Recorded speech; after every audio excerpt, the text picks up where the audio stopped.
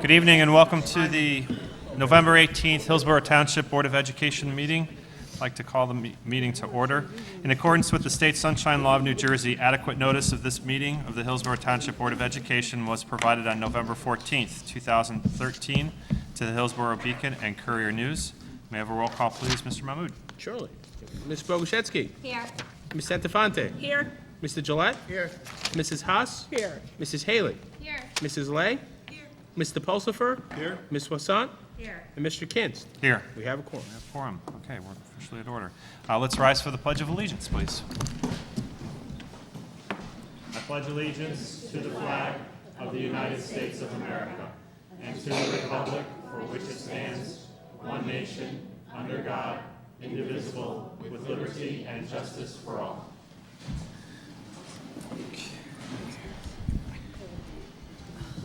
Okay, we received correspondence as listed in the agenda, and now I'd actually like to invite Gwen Thornton from the New Jersey School Board Association to talk about school ethics training.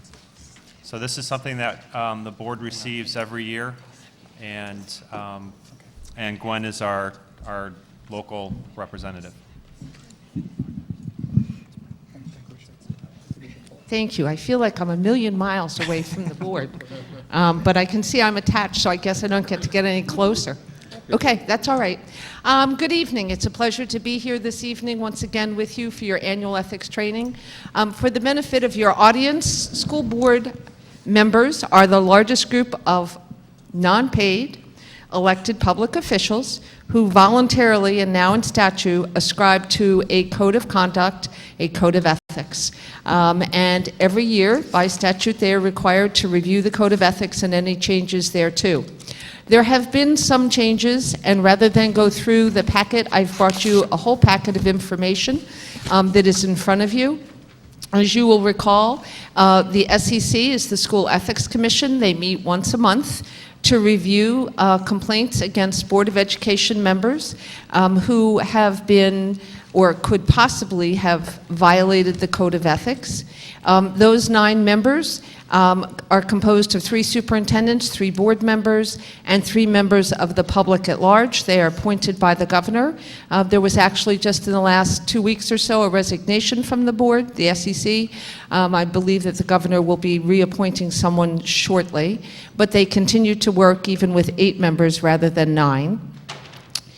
The Code of Ethics has been expanded recently of interest to board members, perhaps. You may recall that board members who have family members employed in the district prior to the enactment of the nepotism requirements used to be, if they were in the chain of command in terms of reporting to the superintendent through a principal or through a supervisory position, were not permitted to participate in anything regarding the employment of the superintendent, terms and conditions of employment, and the like, in setting salaries and contracts. They have now expanded that such that anyone who has a family member, an immediate family member, in any capacity is now precluded from participating in that. Additionally, when a Board of Education does a search for a new superintendent, if you had a family member employed in the district and there were internal candidates, you were precluded from participating. The SEC has now expanded that to include any board member who has a family member employed in the district, regardless of whether there is an internal candidate within the district or not, is precluded from participating in the superintendent search for a new superintendent if your district were doing that. I know it's not applicable here, but I mention it because it further contracts the role of board members and their ability to participate, and that seems to be the direction that the SEC is going currently. And I think that that's an important component for you to be aware of.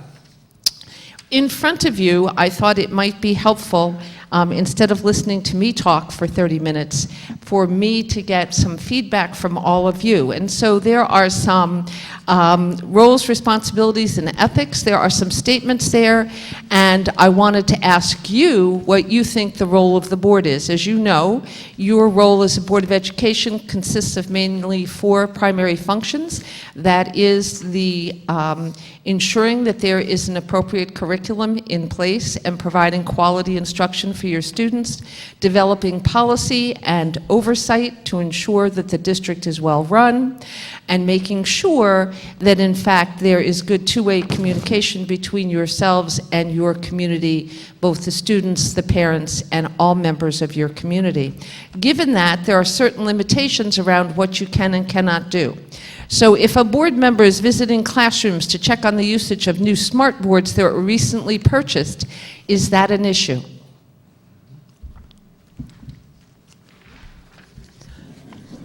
I would say yes. I don't think a board member should be dipping that low into the processing in the district. Absolutely.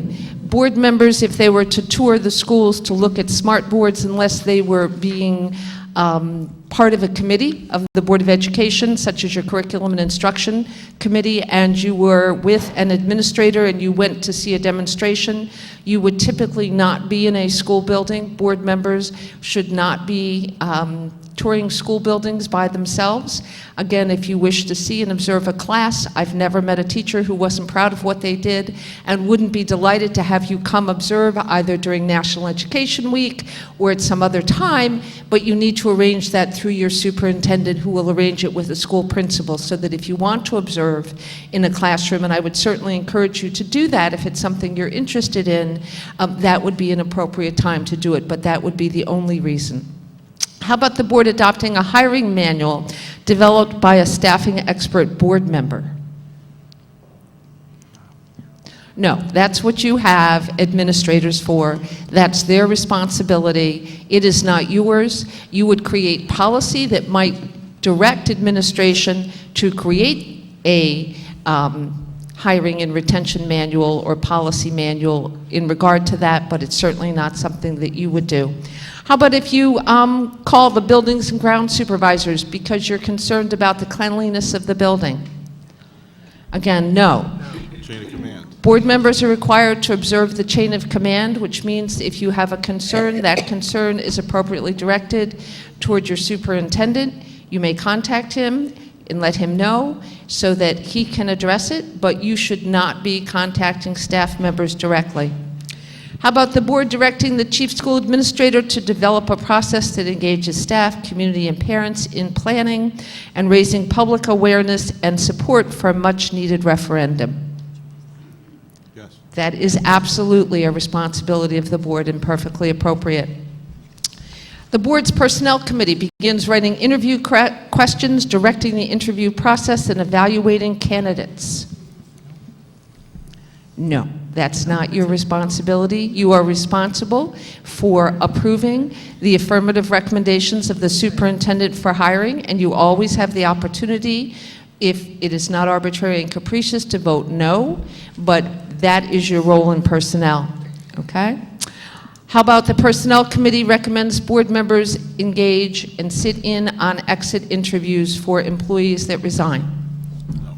Absolutely not. The SEC has weighed in on this and actually penalized board members who engaged in exit interviews with staff, even with the presence of their administration. That was a fairly recent ruling, wasn't it? It is a Or very case? recent ruling that precludes that from happening. How about a board member offering to intercede for his sister and brother-in-law in a dispute with a child study team over the proper placement of their child? No. You are still a parent if you have children in the district, and you are your child's advocate, but you do not represent other individuals, even if they are related to you. In those kinds of circumstances, recall that a board member cannot take personal action that would compromise the board. The board president, responding to what he feels are inaccuracies in a newspaper, citing statements by the superintendent, writes a corrective letter to the editor, does not seek board approval for the letter, and not all board members agree with his corrections. But he is, by policy, spokesperson for the board. did the lack of board approval constitute a private action that could compromise the board? If he's speaking for the board, then he can't, but as an individual member. If it gives the appearance and perception that as he is speaking on behalf of the board without the permission of the board, it would be a possible violation. You do not give up all of your rights, so that if you want to write a letter to the editor, you certainly may, but you need to identify the fact that you are writing as an individual and not as a member of the board. That's the first proviso. The second is that you are clear that you are not representing the board or the position of the board. You must convey only accurate information, and you may not disclose anything that is confidential in nature. In which case, if you do that, you may certainly write a letter to the editor under those circumstances, but you must comply with all of those requirements and be very careful that you do. The chair of the negotiations committee accepts the endorsement for re-election by the Teachers Association. You can accept the endorsement, but you will no longer be chair of negotiations. If you are and seek endorsement by the Teachers Association for re-election, you are then precluded for a year from participating in any part of negotiations, whether it's setting parameters for it, discussing it in closed session, or being involved in any way until such time as there is a memorandum of agreement that would include all salary guides as well. And even then, I would urge you to err on the side of caution and recuse yourself, because beyond the law, there is always public perception. And I think always erring on the side of caution is a very good idea. The Personnel Committee asked to see the personnel file of a teacher about whom they may have received several parental complaints. No, the board is only entitled to review evaluations when you are taking action on a teacher's employment, meaning when you are going to grant someone tenure, then you certainly are entitled to read those, but those files must stay in district. They are confidential, and the only piece you are granted access to are the evaluations, not someone's entire personnel file, which is a confidential document, as are the evaluations. But if you are taking action, then you do have access so that you can make an informed decision. A board members with close ties to a elementary, middle, or high school teacher concerning staff members there recommends they call her or email her with their concerns and complaints. Absolutely, categorically not. You are not there to solve individual parents or staff members' complaints or issues.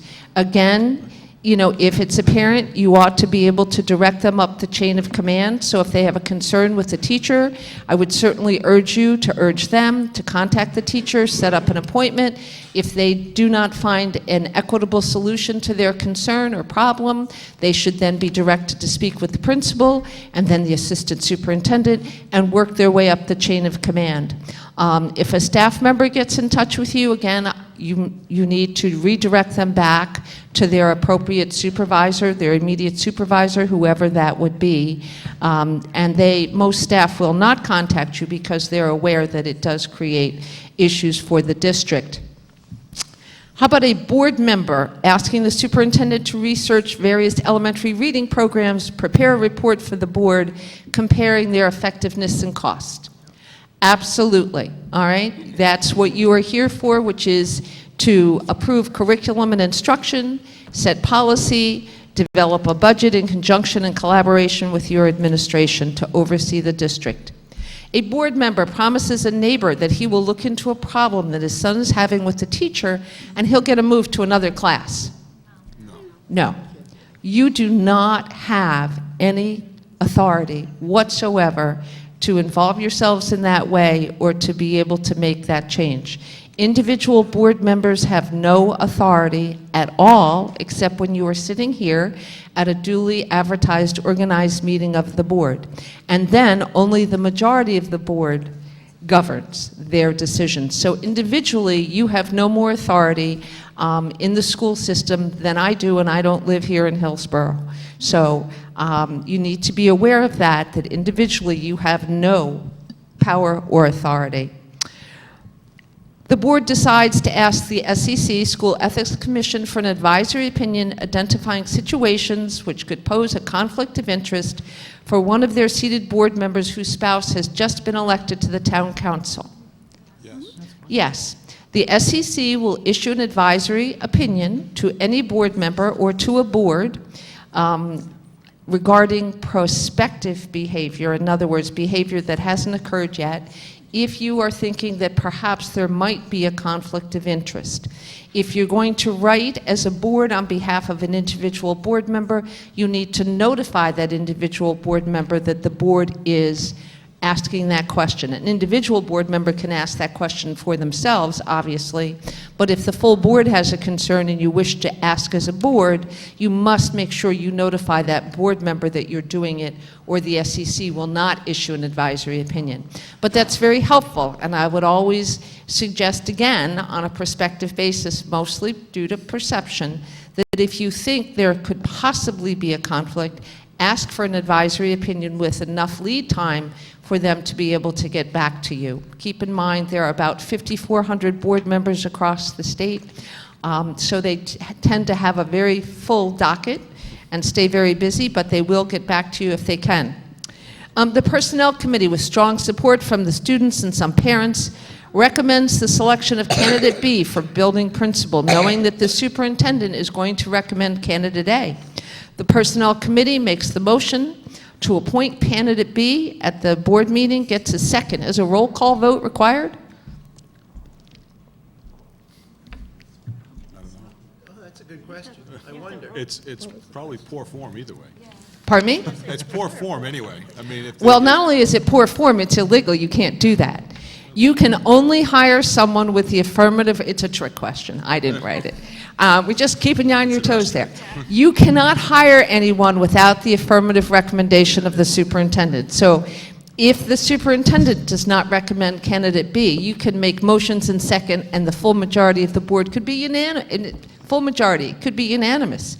You cannot employ someone without the recommendation of the superintendent. So it really is written just to be sort of quirky, I get that. But you cannot hire someone without the recommendation of the superintendent. So if the superintendent recommends candidate A, you can't introduce and pass a motion to hire candidate B, okay? It would not be a legally binding resolution, okay? The Personnel Committee, in response to complaints from parents sending the elementary school principal a negative evaluation of a third grade teacher, along with a note saying they have grave concerns about renewing her. No.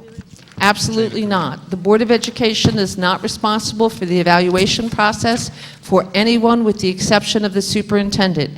You hire and employ one person in the school district, and that is the superintendent. You hold him or her accountable for the performance of all other staff.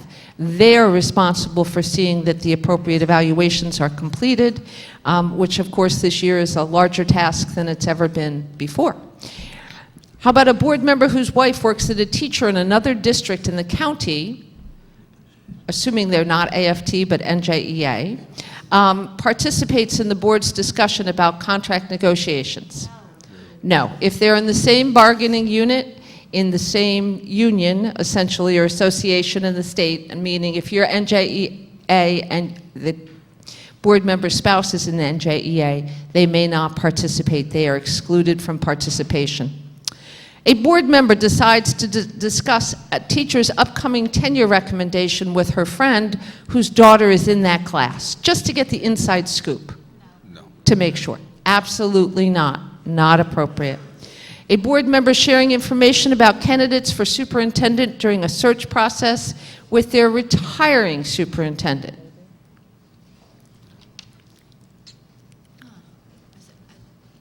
You mean advisory? Just sharing the information. It should be confidential. It should be confidential. Now, of course, you... you recognize that your retiring superintendent's a school official and agrees to live by the code of ethics the same way all of you do. And if the board agrees that they would like to solicit the opinion of the retiring superintendent, they certainly can. But again, that's confidential information, and the full board needs to be in agreement before that information is shared. So one member of the board should not be sharing it if the full board hasn't agreed to share that information. Would You look that- puzzled. Well, I was going to ask, that would be different if they had retired as opposed to retiring? If they were done, and let's say we had an interim, we would, at Right, that and point, then that bring- information would be confidential and could not be shared. But I'm assuming that they're retiring and are still currently employed until June 30th. Okay? Okay. The board insists on detailed weekly updates from the high school vice principal on each and every student disciplinary matter. No, that would be micromanaging. You get, as you know, your HIB reports, and you get your violence and vandalism reports on a regular basis, and that again is to allow you to provide oversight, but drilling down to that level of interest would be micromanagement, and it would be trying to administer the schools and would not be appropriate. How about a finance committee recommendation based on small class sizes and a tight budget decides that they should eliminate most elective courses in music and the arts at the high school level? Yes, you could. That would be appropriate for the board. It'd be suicidal, but you could technically do it. Clearly, you know, we use these sort of examples as extreme because most people would go, oh, we can't do that. And certainly no one's recommending that any school district do that. But if you had to, I guess you could.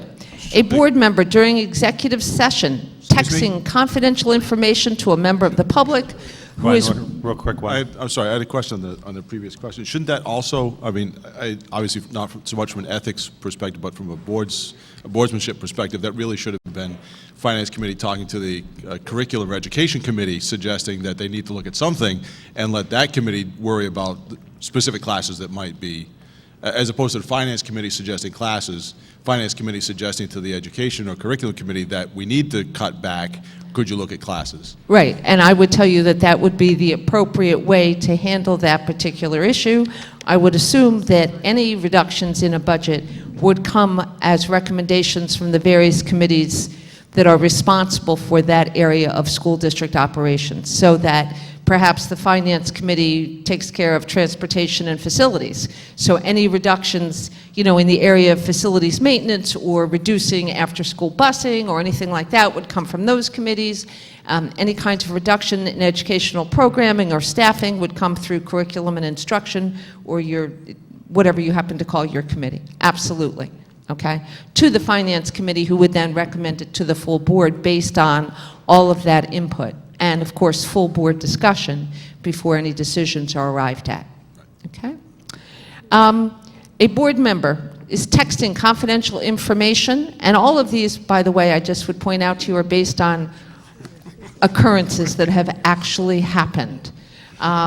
So that a member of the public is waiting outside, he or she can then come to this microphone and then ask the appropriate questions. No. I will tell you that the SEC, we have regular dialogue with them as an association because, as you know, you're required to attend mandatory trainings. And one of their ongoing concerns that they continue to talk to us about and are really asking us to stress with our boards, and particularly for new board member orientation, is in the area of confidentiality.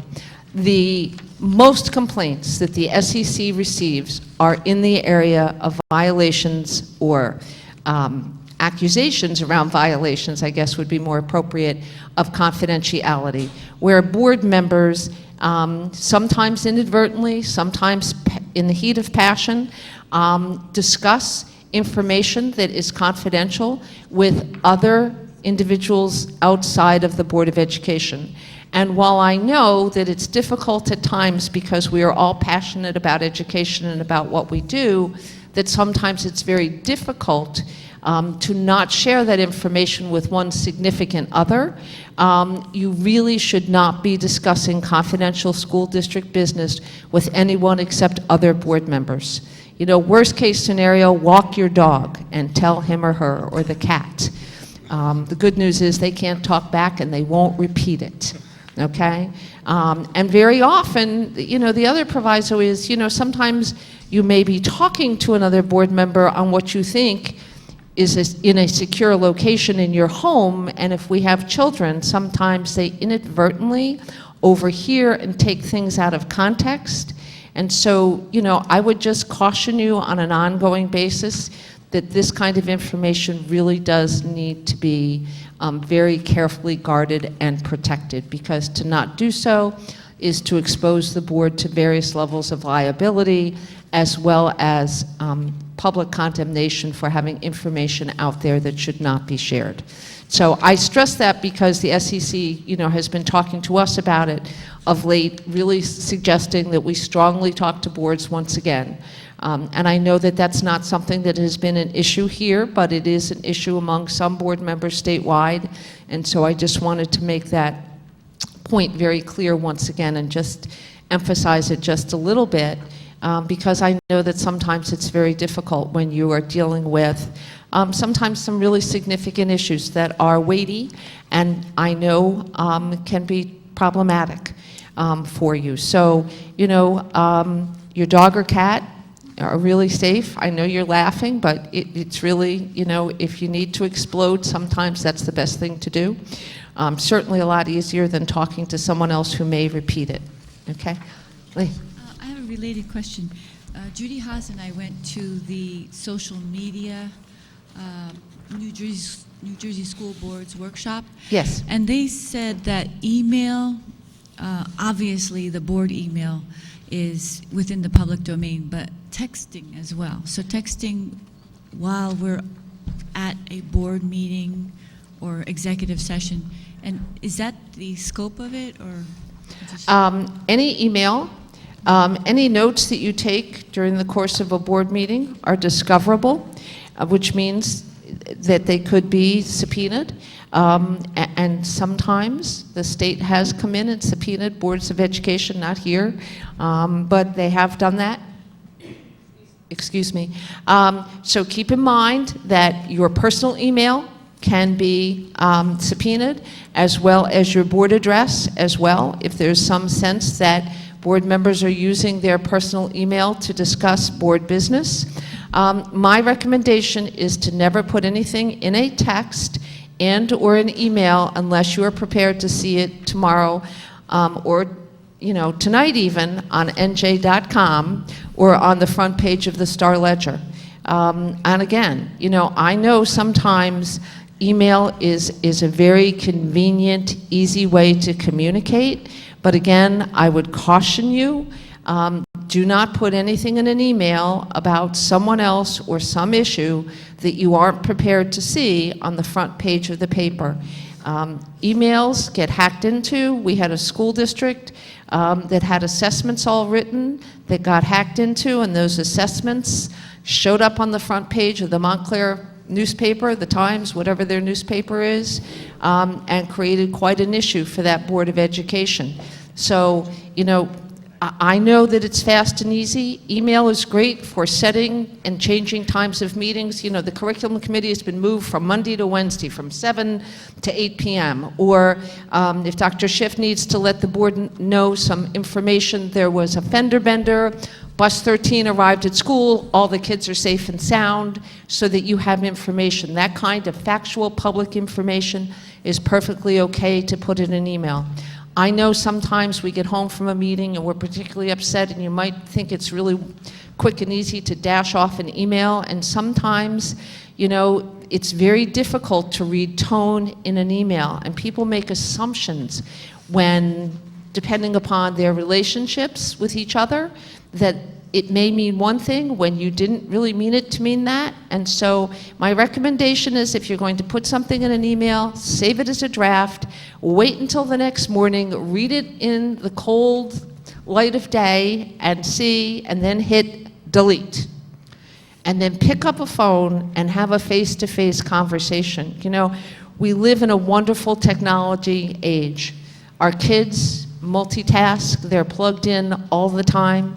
They spend more time on FaceTime and Twitter and Google and all of those things sometimes than they do talking to one another. It is far better to have a conversation with someone, especially regarding a concern or an issue, than it is to send an email, because you can't read tone in an email. You can't hear a voice. Face-to-face would be even better. I worry that we're raising a generation of children who may not know how to talk to each other because they text and they email each other all the time, but they have less personal interaction than ever. So, you know, I think that there's some truth to that, and that having those conversations and those good communication skills are what keeps boards and classrooms and school buildings and marriages and families working effectively. And I don't think a board is really much different than any of those other things. And so having those face-to-face conversations and dialogues is a very good piece, especially if you're dealing with challenging issues and concerns on which there may be varying points of view. And I think it's a lot easier to have those conversations. And you're a Board of Education, and so the public has a right to listen to your discussions, to hear those varying points of view, because the whole concept is that out of those discussions, from the 9 different perspectives, viewpoints, backgrounds, educational experiences, comes wisdom, comes better decisions. And so letting your public observe and see those discussions are really very good for your community, and they're good for you as a board. Okay? Some boards have now taken and written policies that preclude board members from having electronic devices present in closed session, meaning turned on. I mean, obviously, no one's suggesting you have to, you know, leave your iPhone at the door, but from having those so that there can be no possibility that anything that is confidential would leave closed session by virtue of electronic communication. So some boards have gone to that. We did live before cell phones. We did survive and talk to each other, and we managed to be effective. Questions about the Code of Ethics? A question about what you were just discussing. You used the term, and maybe I'm reading too much into it. You said subpoenaed. Are you referring to an Oprah request or a more detailed request? They can Oprah request any email, but there have been instances where, depending upon particular circumstances, there have been subpoenas issued for board members' documents. Okay, maybe you can help and this is just my understanding, that if I were to send an email to a single board member, that is not available under Oprah, but if I send it to the board, it was. Is that correct, or is that not correct? It actually depends. So I need to get a lawyer? No. Yeah, and that's why I'm suggesting to you that the appropriate use of email is for informational purposes. Because the problem is you send an email to one board member who reads it, gets upset, and forwards it to another board member, who then has a different take altogether and forwards it to another board member. And pretty soon you are having a de facto discussion on an item of board business out of the sunlight. Okay? So while it may not violate the actual letter of the law, it violates the spirit of the law, which is that the public has the right to witness and observe and comment on your deliberations. They don't participate and vote, but they certainly have that right. So again, you know, it's not just the letter of the law, additionally it's the spirit of the law, which is why we strongly suggest that you only use email for informational kinds of items, as opposed to discussion around, I think we ought to build the Taj Mahal. I think we ought to turf every field in town. You know, I mean, any kind of, I'm kidding, any kind of I know no one has the money. Any kind of substantive issue that the board will be discussing and or has discussed and come to a decision on, okay? So that is our strong recommendation. Other questions, because I know you have public waiting and a full agenda. Just real quick, thank you for sharing with us the rulings that the SEC had over the past year. I just wanted to confirm that with regard to the School Ethics Act, that there have been no amendments to the law itself over the past year. Not that I am aware of. They have shortened the amount of time by which you can, and most of it is not through amendments, it's through their regulatory authority that they change items. Excuse me. I would point out, and you probably may not be aware if you haven't been to a county meeting, there has been a change, not in SEC rulings, but in the evaluation of superintendents. When the State Board of Education took comments on Achieve NJ, the teacher and principal evaluation model, they had moved the evaluation language for superintendents into the same part of the administrative code. When they did that, it gave us an opportunity as an association on behalf of all board members to comment. And one of our concerns was that with the movement of the election from April to November, and board members being reorganized, boards being reorganized in January, and the evaluation date being April the 30th, there were circumstances where board members were very uncomfortable because they were so new in participating in the evaluation. There were superintendents who were uncomfortable with that. There were board members who were uncomfortable with that. It's designed to be an annual evaluation of a full year's worth of work. So I think as an employee, I would have been uncomfortable as well. So we took that opportunity to request that the state board change the date for completion of the superintendent evaluation. And I am delighted to let you know that the state board did agree, and the new date is now June 30th.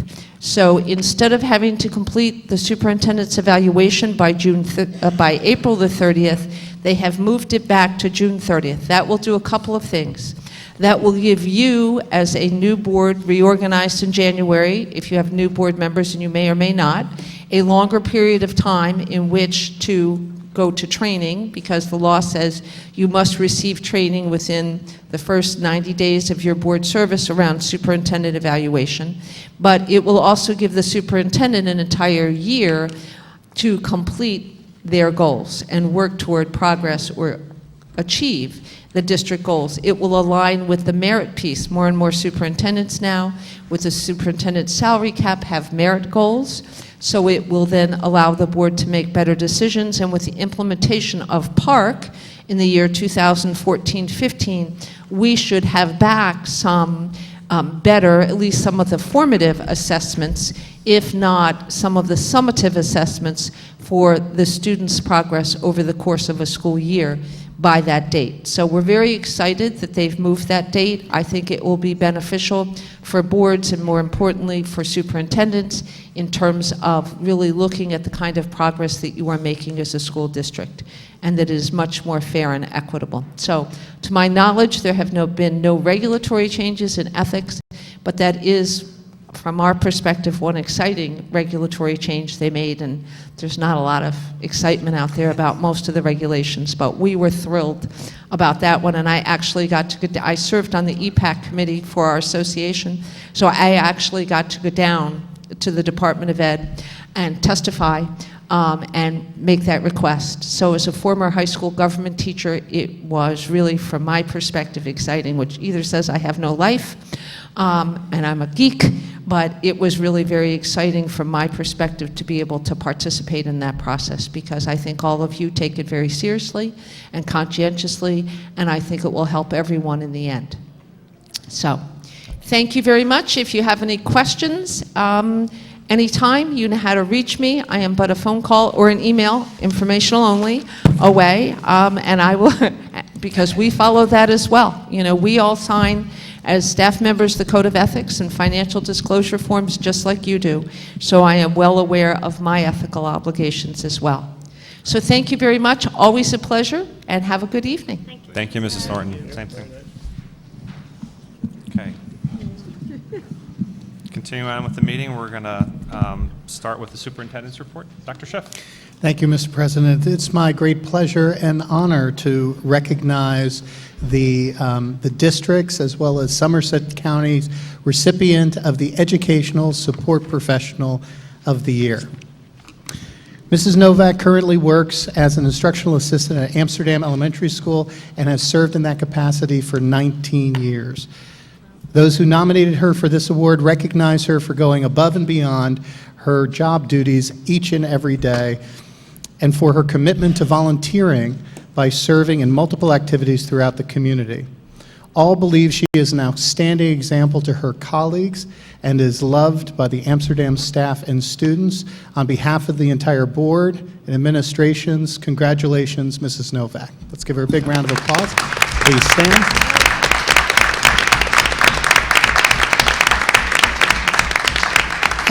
At this time, I'd like to invite Mr. Blevins to the microphone, president of the HEA, who has a few words. And we're going to have a brief presentation of the important work that educational support professionals do for our district.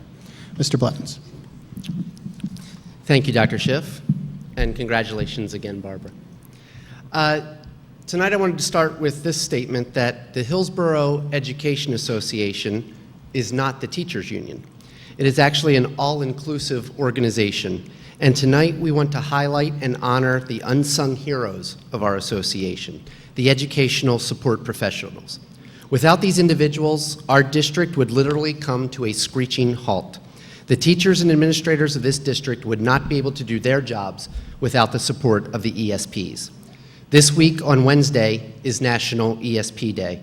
From the leadership of the HEA, on behalf of the district, we would like to say thank you to these important people. Maria DeLucia, the Hillsborough Education Association's second vice president and an esteemed ESP from our middle school, is going to go over what our ESPs do here in Hillsborough. Maria? Good evening. I am so pleased to be here tonight to recognize our district's ESPs. Many times I've been asked, what does ESP stand for? Is it extra special person, extra sensory perception? I would say yes, extra special people. But it stands for educational support professionals. And in this district, we have many different classes. We have the instructional assistants, the secretaries and clerical, custodians and maintenance. In our transportation department, we have our bus drivers and our transportation aides, and we also have our lunch aides.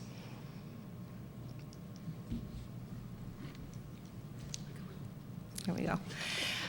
Our instructional assistants, the primary focus is the student. We have 106 in this district, of which are either full or part-time. They can be classroom or personal assistants, and you see them in everywhere from preschool through high school and other special programs such, for instance, the Read 180 program. Our responsibilities are many and varied. It depends on what age and the programs in which of the students in which you are working. We all participate in differentiated student instruction, data collection, social skills practice. We can be job coaches for students in the high school that go out to jobs, and we all work to improve academic achievement and student safety. Our secretaries and clerical staff are our chief information officers. In this district, we have 38 secretaries and 11 clerical assistants, and we find our office staff everywhere, in every school and building in the district, and they're often the first person you see when you enter, and they assist students, staff, parents, visitors, and administrators. They handle everything from attendance records, registration of new students, data entry, scheduling, maintaining records on files, bookkeeping, answering telephones, reception, lost and found, lunch money, home and school volunteers, substitute teacher coverages, so they do it all. Our custodial maintenance department, we have 58 custodians and 16 maintenance workers, and their job is to keep our schools clean and safe for the students, the staff, and community use. Their job is also many. They have snow removal, spills, painting, boiler repairs, electrical repairs, classroom cleanliness, moving furniture and equipment, delivering and restocking, changing of the air filters and all those wet ceiling tiles, air quality, temperature control, cutting grass, landscaping, general upkeep and repairs. You also find them opening lockers, trash collection, recycling, preparation of the cafeterias for lunches and assemblies. Their jobs are many. Our transportation bus drivers and aides, we have 7 bus drivers, and 29 transportation aides. And their primary responsibility is getting students safely to and from the school. They form relationships with the students and the parents to make them all feel secure. And they need to utilize classroom management techniques using a rearview mirror while also managing to navigate Hillsborough's roads. Not an easy task. We have 62 lunch aides in Hillsborough, all 6 elementary schools and Auten Road, and they work with students during their lunch and recess, and their jobs are many. They are wrapper openers, coat zippers, playground referees, cheerleaders, helpers, caregivers, and readers. We also have other ESPs in our district beyond our HEA membership. We have all our Sodexo cafeteria staff that are here every day cooking and serving meals, our secretaries and clerks of the Board of Ed that are integral to the running of the district, and our technology department that is busy installing, repairing, maintaining our computers and technology for staff and students. Another I like to use, ESP, is also our essential school professionals. Our ESPs, they all work together with educators and administrators on a daily basis to ensure Hillsborough remains one of the best public school systems. And our many different jobs help provide a quality education, safe and reliable transportation, safe and clean schools, accurate information, accurate record keeping, and they're not just our jobs, they're our careers. This Wednesday, or any day, please make sure you remember that we are essential to the day-to-day operations and education in our schools. Any ESPs in the audience, would you please stand up?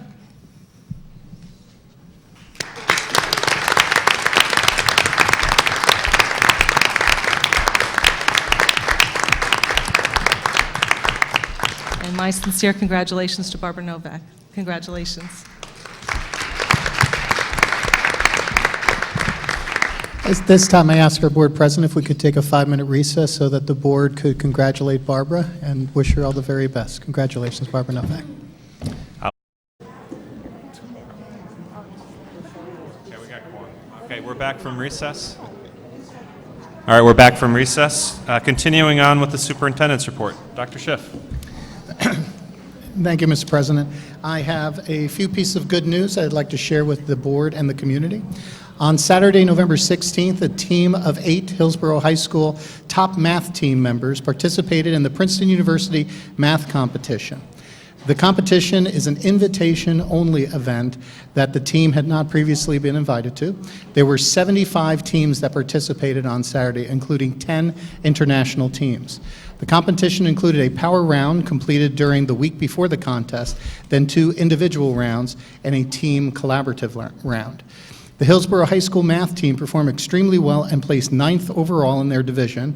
Hillsborough took 6th place in the power round, and one of our students, Chris Sang, took top 10 honors in his 2 individual rounds. Great job by all of the members of the Hillsborough High School math team. Let's give them a big round of applause.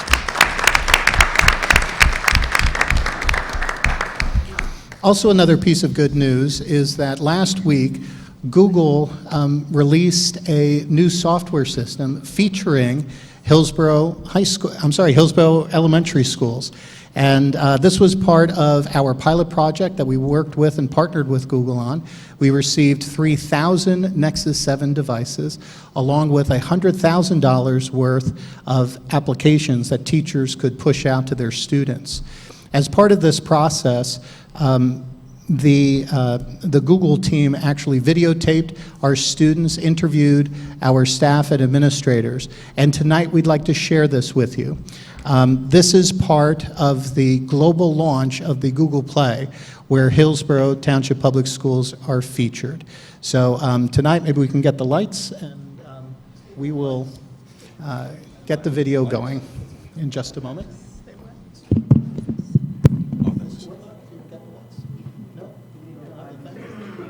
Okay, we may not get the lights. This may be lights on. We need an ESP for the lights. Thank you very much. You just let right there.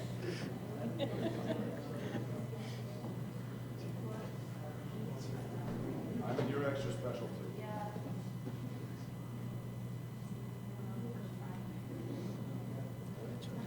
That's what I was thinking. Here we go. Okay.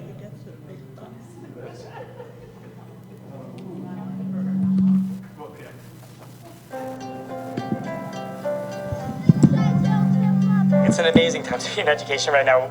It's totally different than the classroom that we grew up in. It's the future. I love being the superintendent of this district. We work with 7,400 wonderful kids. These children do absolutely remarkable things. Every student in Hillsborough from K to 4 has their own personal tablet. We decided to roll them out middle of the year, which is something you never do. And it was unbelievable how smooth and easy the rollout went. Am I tech savvy? No. I was personally ecstatic because I love technology. We all got the tablets and they took off with it. Kind of spread like wildfire. They were taking it out and trying to figure out how to use it, and a lot of the kids were showing them how to use it. You just press it and then it opens. See? When they have a tablet in their hands, They become so much more engaged. Things have completely changed in the way I teach. You're going to be choosing a math app that you like to practice, okay? Using the Google Play for Education store is very, very easy. It allows me to send out whatever app I've chosen to the entire group. We have all our math apps here, our home screen here. apps for social studies, I found them for science. I learned how to count money, how to spell stuff. It'll help me read books. You could have some kids over here working on math, some kids here working on reading, and the teacher can get all this data instantly. What's the answer, boys and girls? 70. Beautiful. Give yourselves a big pat on the back. Very, very good job. Is that what you did? One of the most wonderful things is individual instruction. Nice. You're doing a really good job. On an app that we use today, no one in the room knew that they were all reading at a different reading level. So I can be very specific to that one child, and that is absolutely amazing to me. See if you can problem solve it for me. They loved to show me things, and they helped the others that were struggling with it. They became partners in the classroom. Okay, open up your tablets, find it. I know you'll be fine. It's no longer the special lesson. It's the new pencil, it's the new paper, it's the new book. Students will be learning whenever they want, wherever they want, whenever it's convenient for them. It's education everywhere at all times. Which is what a teacher's dream is. So, Some spectacular things can happen in classrooms.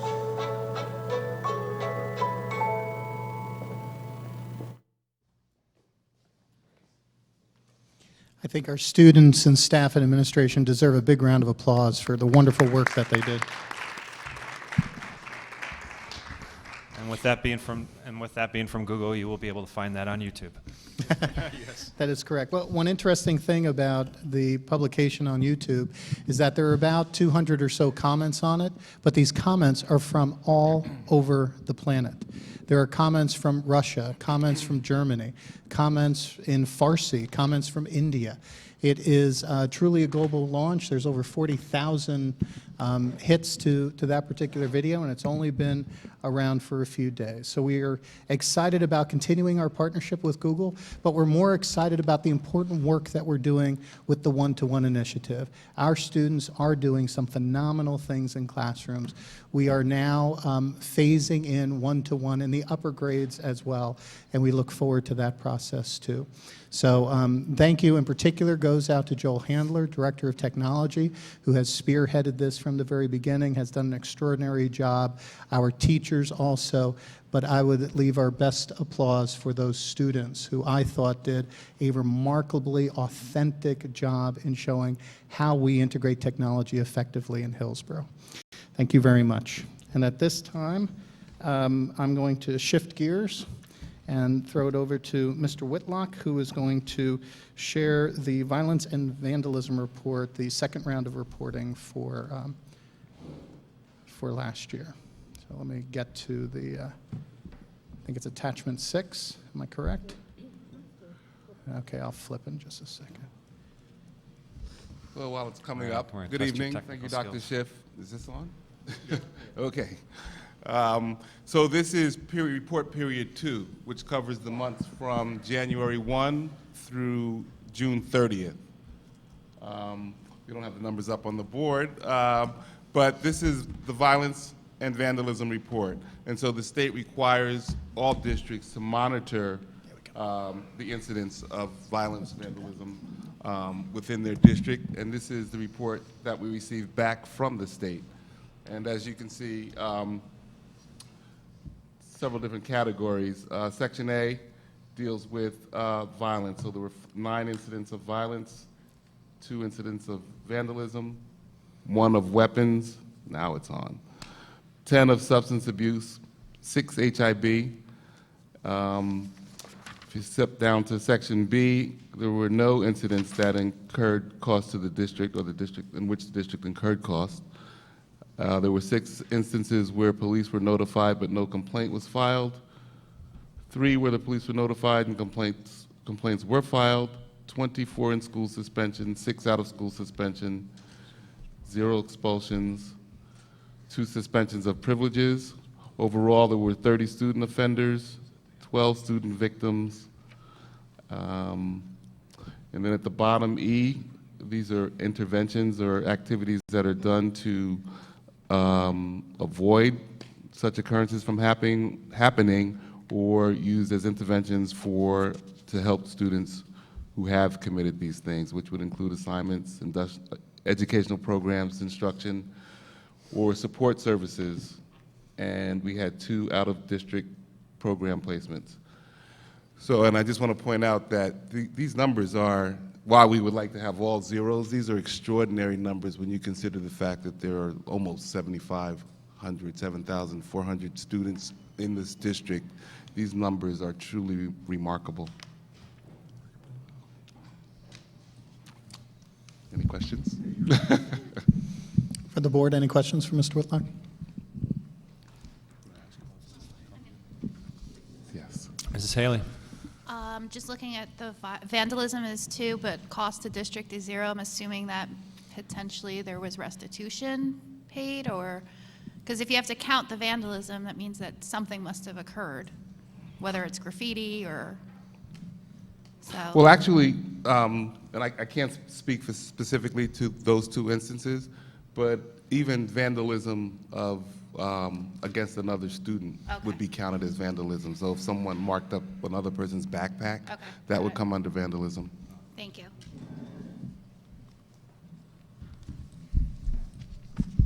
Mrs. Lai. Yes, we know about the out-of-district placement or program because it went in front of the board, but what are some things that we could do in district? There was a category called in-district programs.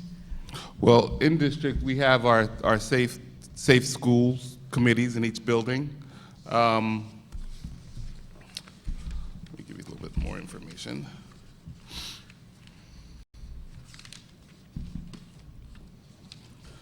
So, of course, we have our policies that we have throughout the district, and we have our school safety plans. We have character education programs within the buildings, conflict resolution, peer mediation, bullying prevention programs, as well as staff training with respect to HIB. We also have a great relationship with the Township Police Department. So essentially, most of the activities are prophylactic. So we are actually about character building and just creating a safe culture, a safe environment. And I think that speaks to why the numbers are relatively low, remarkably low. I have a question. We always see the category, there's always a category for expulsions, but isn't it my understanding, or maybe you can correct me, Stuart, like there really is no such thing as expulsion anymore? There's no ability to expel a student. Is that correct? I mean, there's always another placement for a student. Well, yes, a student could be expelled from our district. They would still be entitled to an education in the state of New Jersey. We wouldn't really count that as an expulsion, right? There's another category for that, or maybe I'm wrong. What, am I right, anybody? It's an expulsion Oh, it from is? our district, and then there's an alternative placement. Oh, okay. So we had no, we Then had it 0? becomes, in then that it time becomes an period, right? out-of-district placement. Correct. Okay, thank you. Just real quick on the Section E with the program provided, some people may react when they see assignments or educational program or instruction.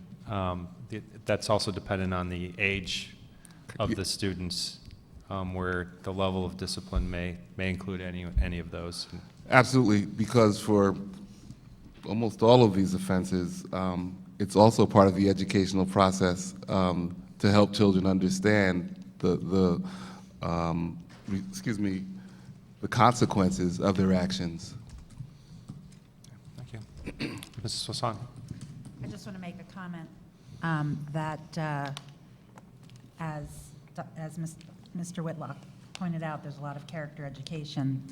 In our 6 elementary schools, Otten Road School and the middle school, the HSAs provide over $50,000 a year in money for assemblies, many of which are specifically geared towards character education issues like bullying and vandalism and respect for one another and things like that. So I just want to give a shout out to the HSAs to say thank you as well. Okay. Thank you, Mrs. Swasan. Thank you, the HSA. Thank you.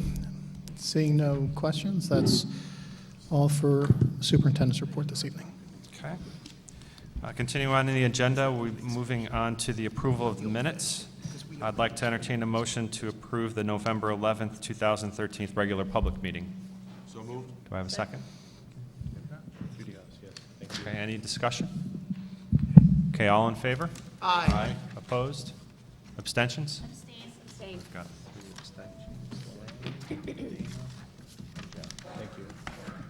So I saw three abstentions? Okay, and the motion passes. Okay.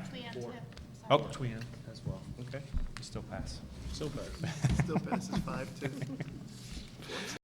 Okay, now we're moving on to new business, and I'm going to make a request for future meetings. If we have new business, we go with the public, and then we go with the board, and then we have public comment on the action agenda. So right now, I just want to open it up for public comment. It could be for new business or for the action agenda. The part in the agenda where we do have it on the budget, that's a specific thing that we'll keep. So if there's anybody from the public who wants to comment on new business or on the action agenda, now would be the time for that. Come on up, give your name and address. If you have comment on the upcoming budget, we will set a specific time for that. After committee reports. After committee reports, yes. Not all at once. So new business services.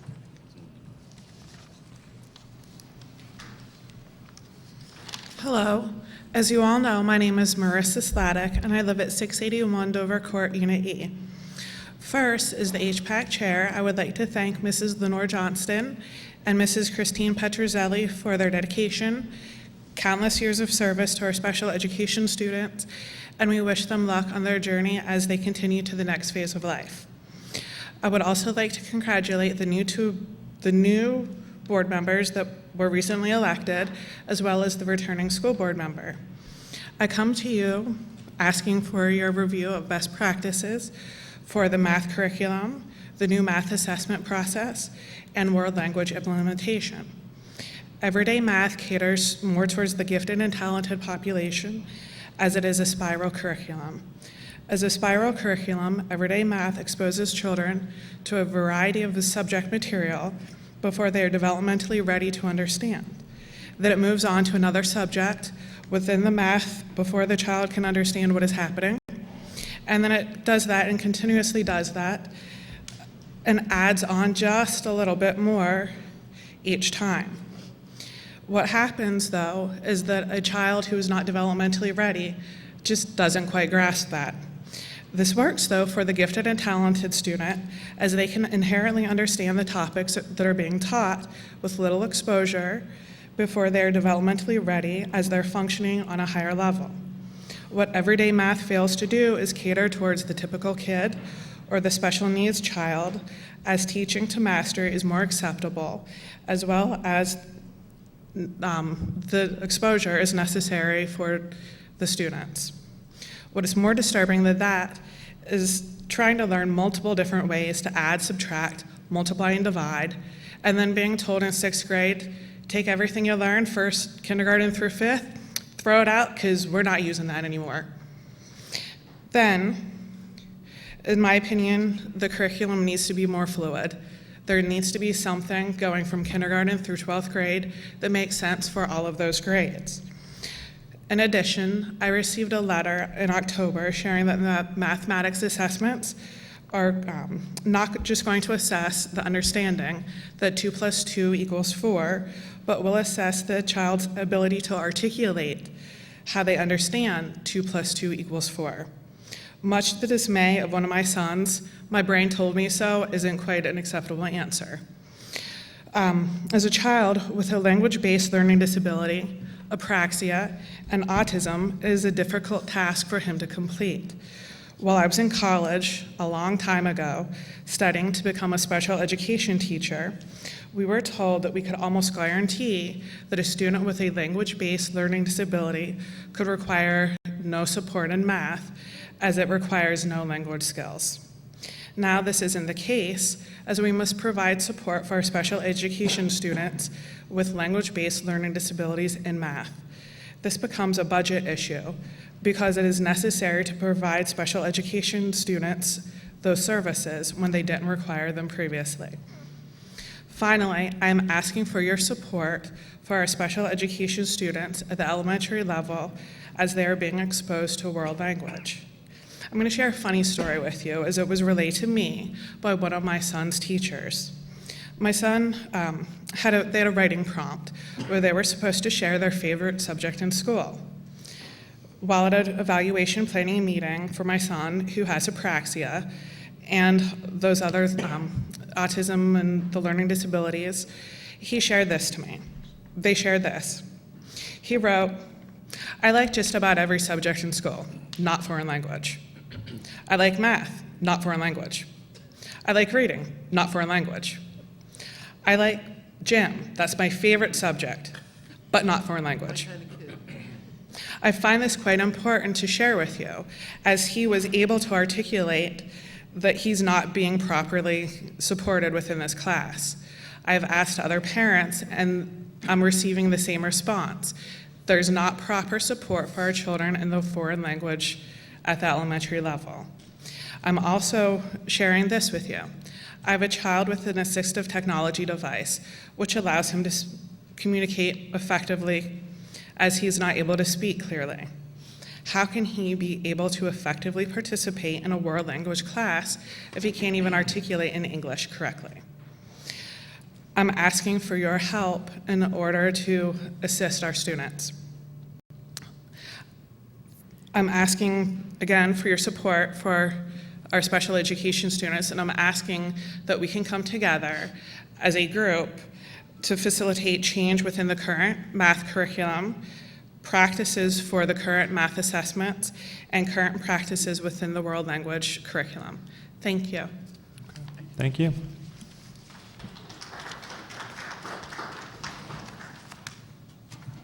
Okay. Any other public comment?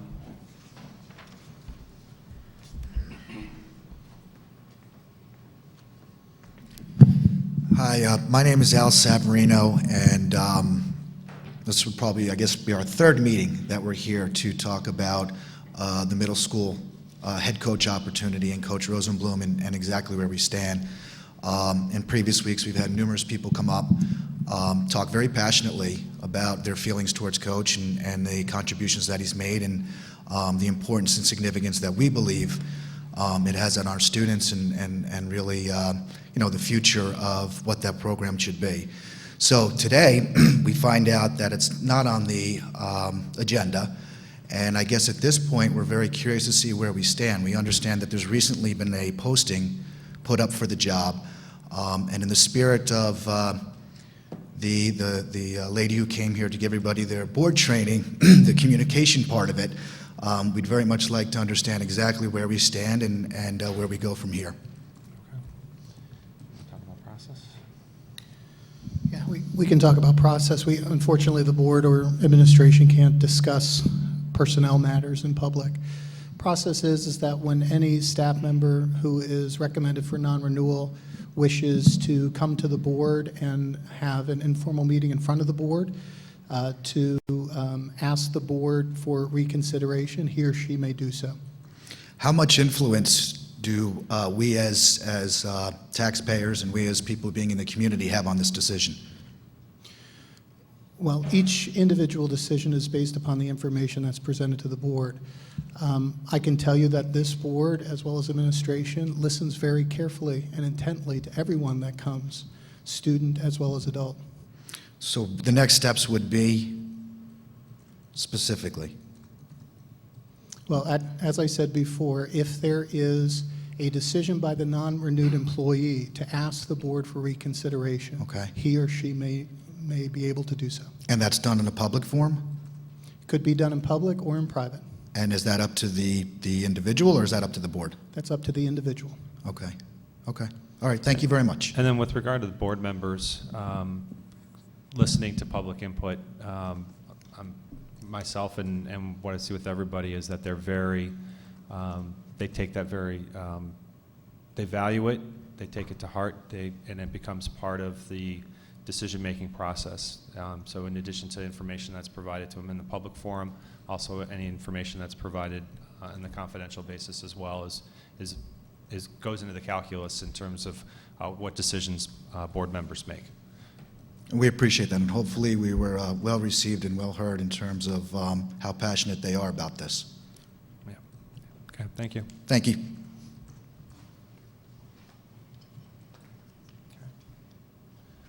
Okay, see any other public comment? Okay, we're going to move on to new business from board members. Mr. Gillette. I just want to make a brief comment on Mrs. Sladek's comments. What I've heard over the years from parents is that overall that the everyday math program is fine. It's a fine program that works well, except when it doesn't. And I think that for some kids it doesn't work well for, it just really doesn't work well for. But so having said that, I'll send this out to Dr. Schiffer, maybe Lisa. Don't we now have some accommodation? I know you can't talk about specific students, but is there other math programs taught at the elementary level? I think the answer is going to be yes. That's why I'm asking it. Yeah. So there are on occasion other math programs taught, and we constantly evaluate the efficacy of all our programs. Okay. That's all I want to say. Thank you. All right. Moving on the agenda, committee reports. We're going to start off with Operations Committee.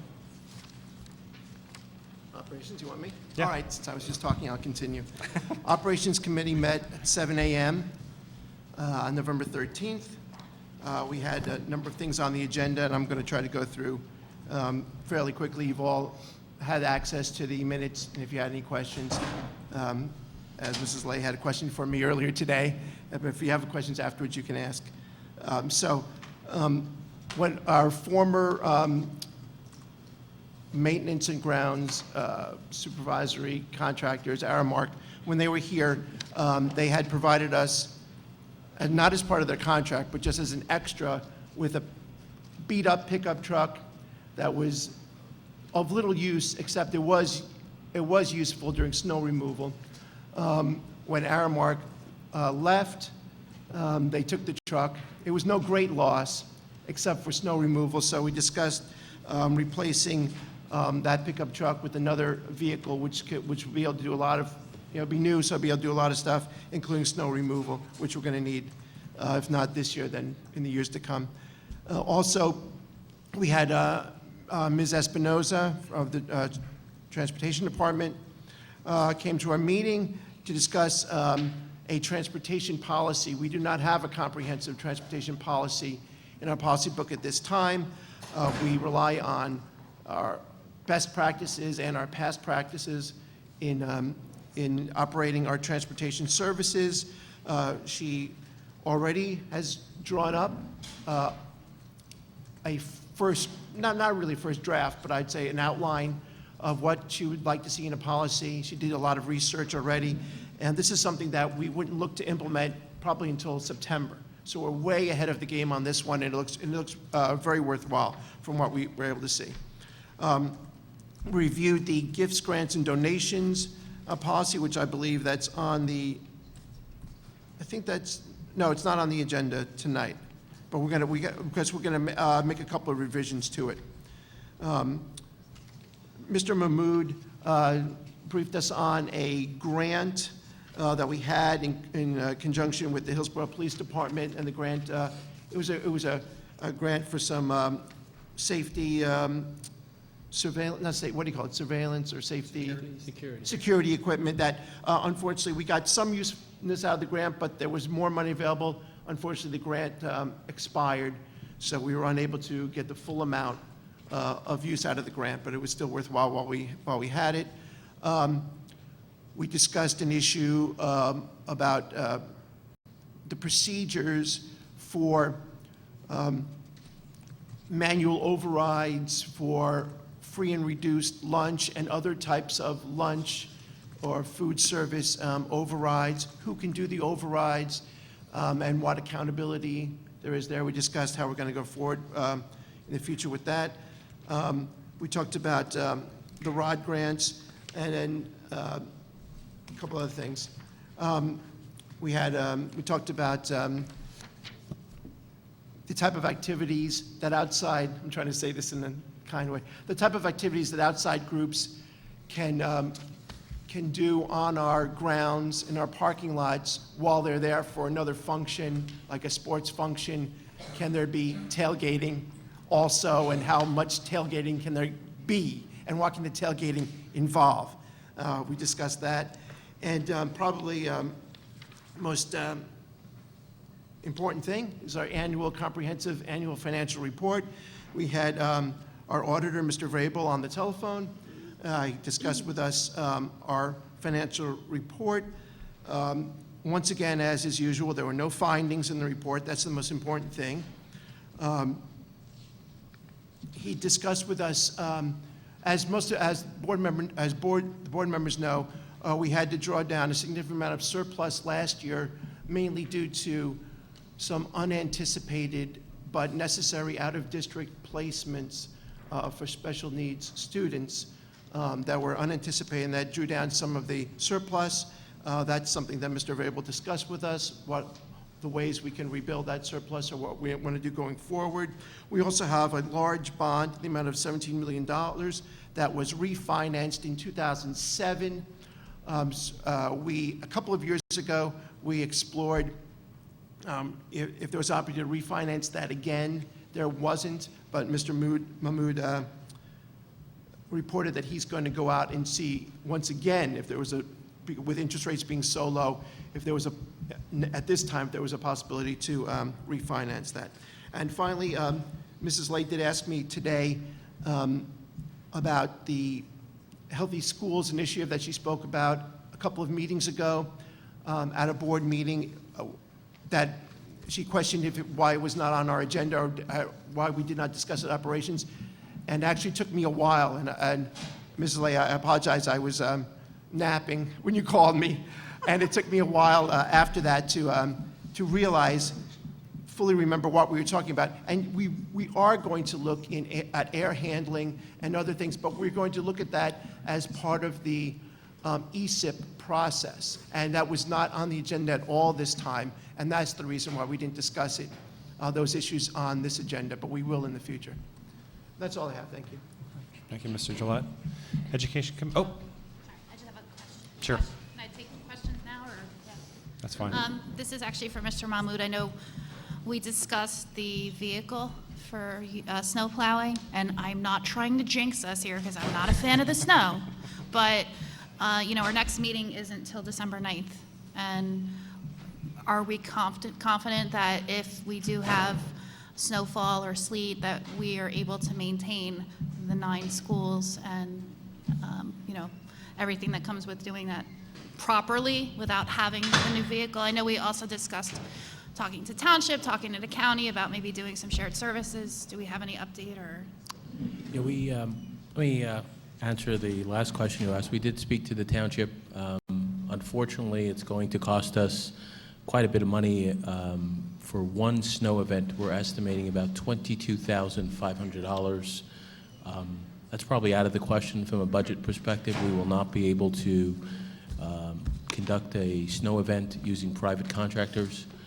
However, we, in speaking to Pritchard Industries, we can have a vehicle in place within the next 10 days, which we will. We will generate a purchase order. We'll have a vehicle on site. If, hopefully keep your fingers crossed, in the next 10 days we have a snowfall, what we will do is utilize the vehicles that we have, start earlier, but we will have a vehicle in place so that if a significant snowfall does occur, we'll have the coverage to be able to plow.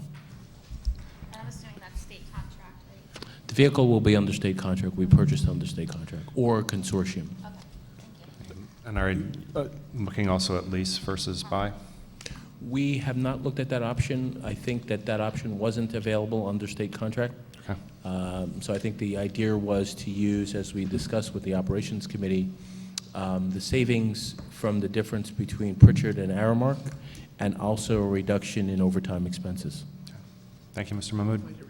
Kevin, Mr. Pulsifer. I just want to follow up and make sure I understand correctly. We have, to my recollection, quite a large amount of parking space through our 9 buildings. We were taking care of 10. We were taking care of that with one beat-up old truck, or what? Okay, so what were we doing with that truck? That was just one of the. Well, the reason I asked is because Jen asked about contracting, whatever else. I mean, what are we doing right now for our snow removal? Is that contracted? No, but I think the operations committee, when we met, one of the suggestions was, before we purchased this vehicle, to look at the option of contracting out. Currently, all of our snow plowing is done internally, done very well, done on time. We haven't had any issues with plowing. As a matter of fact, when we plow on our own, our schools are ready, and we're waiting for the township to say they're ready. So I think our history has been proven. The question that was raised by the operations committee is, let's just look at that option of a shared service. When we contacted the township, they had indicated to us that most of their contracting they do is with outside vendors, and the cost of that per hour is $125 per hour. When we estimated the cost of our lots, we estimated that it would cost us $22,500 for one snow event. Clearly, we have a successful snow plowing system. We will maintain that. However, in this case, we had to purchase a vehicle to continue to maintain that. I guess We have like half a dozen vehicles, but losing this one cuts our capacity like by 20%. Okay, so this is just a capacity issue, not that. Yeah. I was just trying. I was confused as to what that that's one the truck answer. does based on that description. That's the answer. This would, but that's significant. Losing like 15% of our capacity is significant for this. Understood. It's just that the way the discussion went, it sounded like that was the Yeah, only I'm truck we sorry. used, and we weren't going to contract. I haven't seen a pickup yet that would do all those parking lots in 4 inches of snow overnight. Thank you. I just wanted to make sure that we would be Okay. good to go, knowing that this vehicle's down. No, we'll just start early, like Ivan said. We'll start earlier if it snows next week. And if it does, you can all blame me now. I'll be out there with my shovel. And we will. Yeah. Yeah, all board members are committed. Okay. Okay, continuing on with the committee reports, the Education Committee, Mrs. Lay. Can I just, since we already started Yes, go ahead. comments on the Operations Committee, but I wanted to thank Mr. Gillette, because we were doing what Ms. Gwen Thornton said, which is to pick up the phone and talk to each other instead of emailing. Oh, that's all right. Yeah, Talk, yeah. and that's exactly what is effective on a board, to share what our values are and to make sure that he's putting Well, it she on had an the agenda. informational question. And I tried to give her an informational answer, but I was a little under the weather today. Okay, so the Education Committee met last week, and we are asking the full board to approve the items on A2 of the action agenda. And what that is are classes, well, the curriculum for the following classes, and it's amazing how rich our curriculum is in the high school. So we're asking you to approve for video and film, sculpture and ceramics, and then the equivalent advanced classes for those courses, freshman band, concert band, and then AP art history. And then for item A3, it would be the matching textbook for the art history class. And even though it's very heavy, they do have the online version for it. So just because we had a lot of questions about heavy textbooks. Okay, and then we also talked about a new course. It's called Baseball, the Soul of America. While the committee really liked the idea of the class, we wanted administration to go back and to find ways that could make it into a more interdisciplinary class. So, for example, you could bring in math. You could talk about baseball statistics and make it relevant, make math relevant to our students. So they were very gracious, and they're going to look into that and then bring back the course proposal to the Education Committee. We also had a discussion about, our school district has 3 Title I schools. Those are schools that have economically disadvantaged students, and they are Sunnymead, Woodfern, and Triangle. We applied for a grant in those schools that will allow us to have not just a half-day kindergarten, but a full-day kindergarten. And we think that there's a potential of 10 to 12 students in each of the kindergarten classes in those 3 schools that that are at-risk students. Now, those at-risk students are across all economic levels. So for them to participate, it just means that they are at the highest risk in their classes.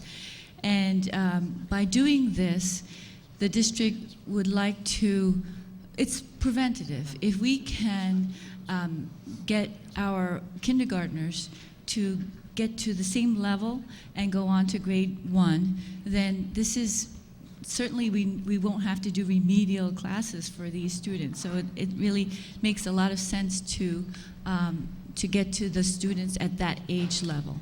And what the Education Committee unanimously recommended to the full board that we approve of the 3 additional part-time kindergarten teachers that would be paid for with Title I grants. So there is no extra money to the taxpayers, and this is not up for an action agenda tonight because they'll have to identify the teachers. But in a future board meeting, that's what you would be voting on, and so we're recommending that to you tonight for you to consider in a future board meeting.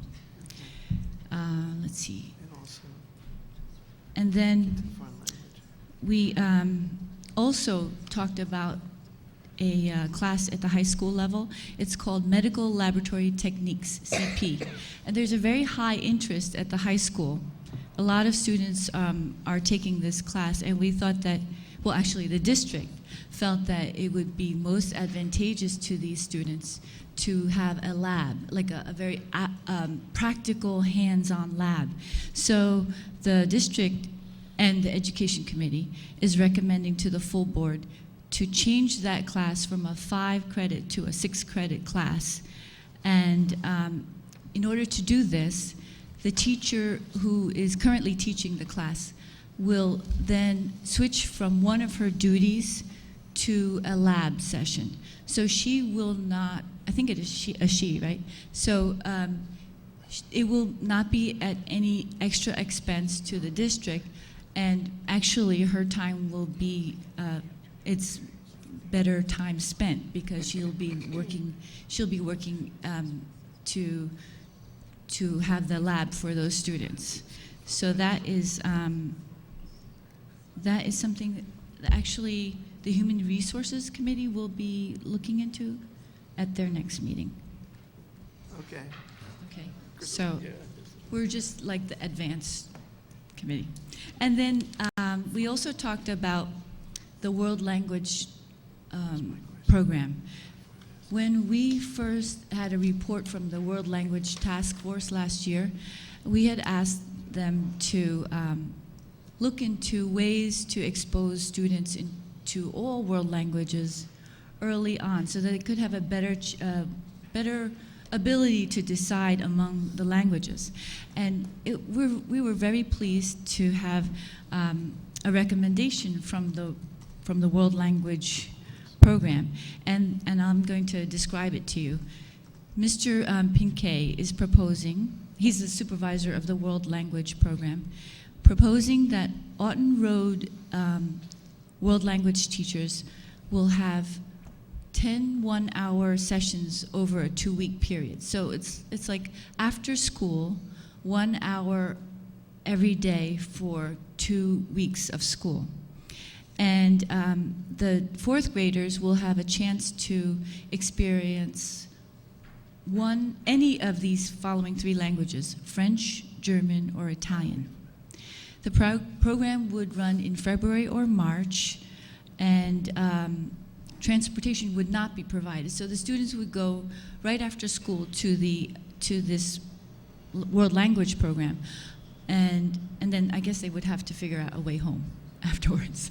But anyway, the cost to the district will be $5,000, and the committee unanimously recommended to the full board that we would implement this program at Aughton Road Intermediate School this coming February or March. Okay. Now, I didn't think I saw that as an action item, so I'm not sure how this works. But anyway. Same thing when we appoint. Oh, when you appoint. Okay. All right. And then, lastly, we talked about lice. So. Okay. No, but this is. We had a very thorough presentation from Mrs. Lorraine Borek. She's the nursing supervisor of our district, and they spent all of last year reviewing what's happened in our schools, and also looking at what are the best practices and recommendations from the CDC, that's the Center for Disease Control, American Academy of Pediatrics, and the National Association of School Nurses. So I want you to know that this current new practice is based on best practices across the country. So she did go into a lot of detail. I don't want to confuse people on what the practice is, so I just want to point out that the distinctive difference between the previous practice and what is effective as of September 2013 is that the children are permitted to remain in the school. And the reason why is that there is, well, I don't want to go into. There is now the letter that the families get have a lot of information. There's a YouTube video link on how to correctly identify and check for lice, and there's a lot of information about how to treat for lice. And as we were listening to her, the committee thought that this would be very useful information even before the students get lice. So the committee recommended that we need to have very good communication with our families and students. So this information will be placed on the district website. I think this is an immediate action. And that a general information letter will be sent, I think it's an instant alert. Am I right? Instant alert? Yes. Okay. So bottom line is we're moving to best practices, and we're improving our communication with our families. So, and well, I thought she did a great job with her presentation to the committee. I think that's it. Okay. Any questions? Mrs. Haley. I have a lot of questions with regard to the full-day kindergarten potential at the 3 schools, but one of them is, did we get the grant? So I participated in the committee meeting. I'm not a voting member, but just to clarify, and I'll ask make sure that I heard it right, is that with the classification of those 3 schools as being Title I schools, there is incremental federal funding that is available to the school to use for incremental programs for kids that are classified as at risk. So the district, the school can use those funds in the way that they see fit. Okay. And the recommendation was by the schools and by the administration was to have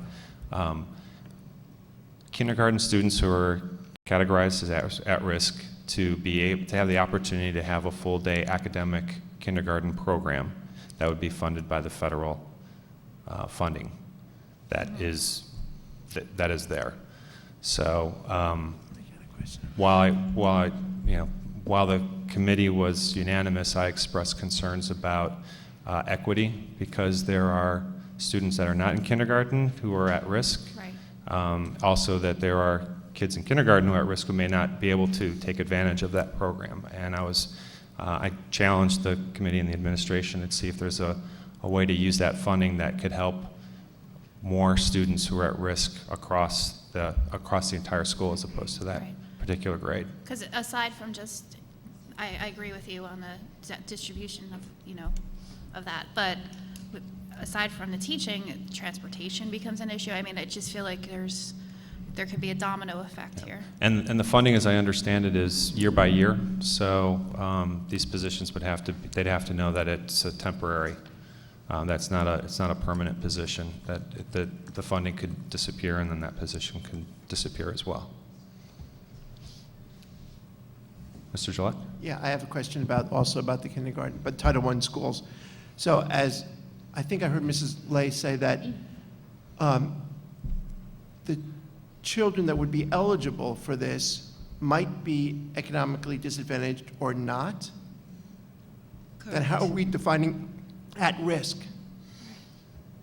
That, I think Dr. that's up to, Antunes? If they're not economically disadvantaged, why are they at risk? My understanding is that the teachers had identified. How can they when they're kindergarten students? We don't have them yet. Dr. Antunes, would you like to answer that question, please? That doesn't sound right. You want to know how we identify that they're at risk? Yeah, if we don't have them yet. We have them. No, they're in kindergarten. They're in half day. They're in our kindergarten program right now.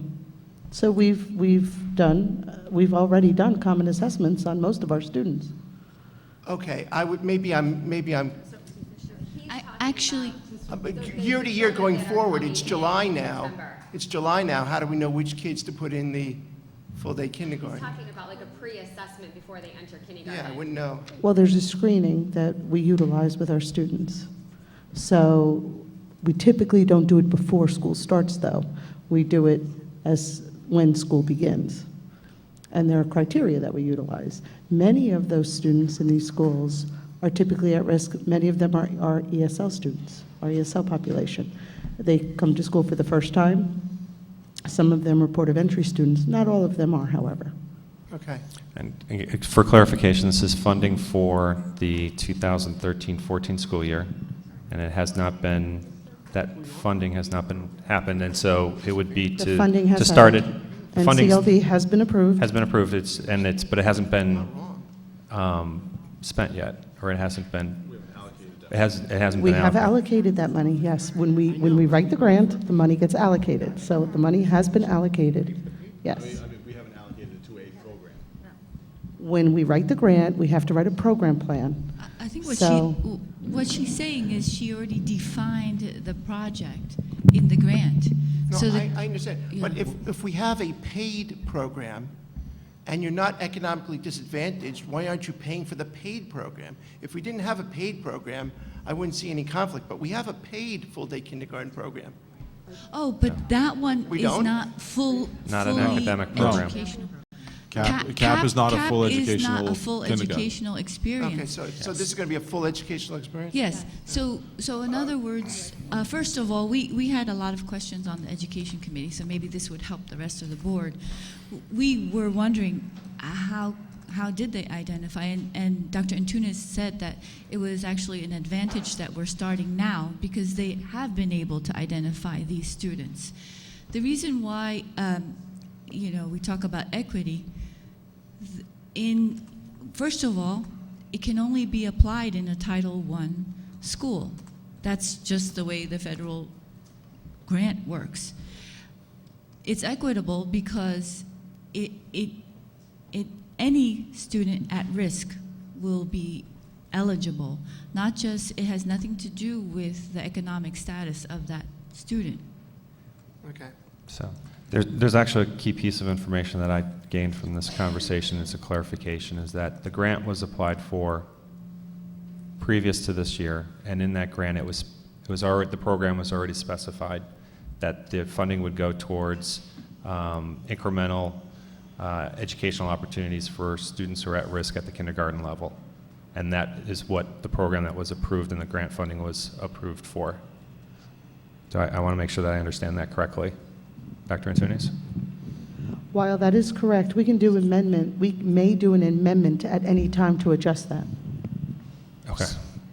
All right. Okay.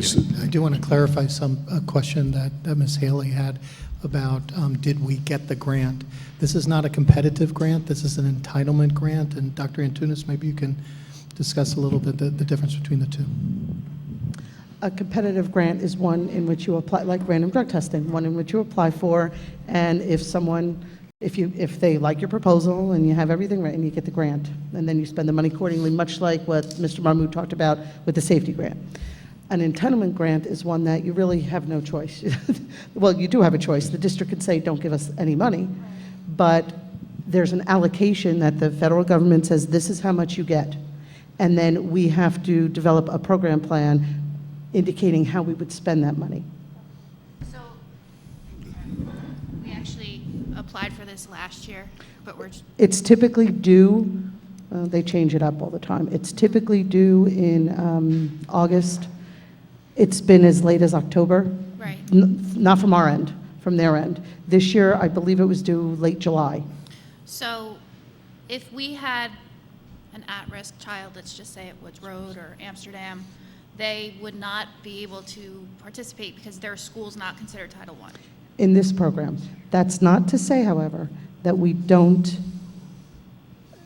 provide services for our entire at-risk population, K-12. Right. For Title I federal government, we have to show that we're implementing a program that is above and beyond what any other school is getting within the district in order for us to keep that. So when we get audited, those are things that they look for. Not audited as in the business office, audited for program. There's also a requirement not to supplant existing programs. That's to supplement. Dr. Antunes? Absolutely. You have to supplement, not supplant. So if something, say we had this program for everybody, and we said, okay, so for the title schools, we're going to pull it out, we're going to pay for it out of Title I funds, we get our hands slapped for that. That would be a major no-no. That means it really has to be an innovative, one-year type of program. And I'm sorry, Dr. I was just going to say, and we've done this for many years in different ways. Right. This is one of many ways that these monies are spent. And when we put the advertisement in the paper, which, by the way, was also paid for by Title I funds, which is allowable, there are certain allowable expenditures. Not everything is allowed under these grants, Title I, Title II, Title III immigrant. Not everything is allowed. There are allowable funds. And when we put the advertisement in the paper, we even put it in the papers, NCLB Title I grant funded, because that's one of the things that programmatic auditors will look for. Transportation can be covered, yes. It won't, I don't believe we need it to be, but yes, it can be. Because the students would have to be going back and forth to school anyway. There's an existing run. If necessary, yes. And it's existing, so it would be supplanting if we did that. Mr. Pulsifer? I'm sorry if it sounds like we're beating a dead horse here, but I'm a little confused. Deanna expressed the idea that the board should review or discuss this proposal for the extended kindergarten, but it sounds to me like what you're saying is we already have said that's what we're going to do, notwithstanding the fact that we can amend that primarily we've already said we're going to do that in the grant application, so do we need to? Or, I mean, it just seems to be like putting the cart before the horse, or something that we're approving something or dealing with something after you've already filled out an application that's saying that's what we're going to do. board action is required to create and appoint the position. Okay, so that's what our actions was related to positions, not the program that We we're do a talking about. lot of things with the Title I, Title II, Title III, and Title III immigrant money that would, I mean, it would be impossible for the board to approve every one. It's not Okay. what the Well, I purpose- didn't expect that we would. I was just confused as to what, from Twean's report, as to what we were approving versus people. what was already done. So it's the positions and the actual people that Right. would be approved to put in those positions. Yeah, so we're giving you the background for a future board meeting. When you see 3 part-time kindergarten staff positions, that is what it's for. So we wanted to give you the groundwork or lay it out for you. So on following up with sort of what Chris said, so on this foreign language after school, whatever it's going to be, for 4th graders, if I hate it, I just have to wait until we're going to like see those stipends for those teachers on thing and then vote no then? If I hate that whole idea? Well, Because it's only going to be, it's never going to be a program that we vote on. It's just going to be when we see these teacher stipends. Sometimes we don't see those stipends until after they've already done the program. So it's kind of like, when do I get a chance to say no to some of this stuff?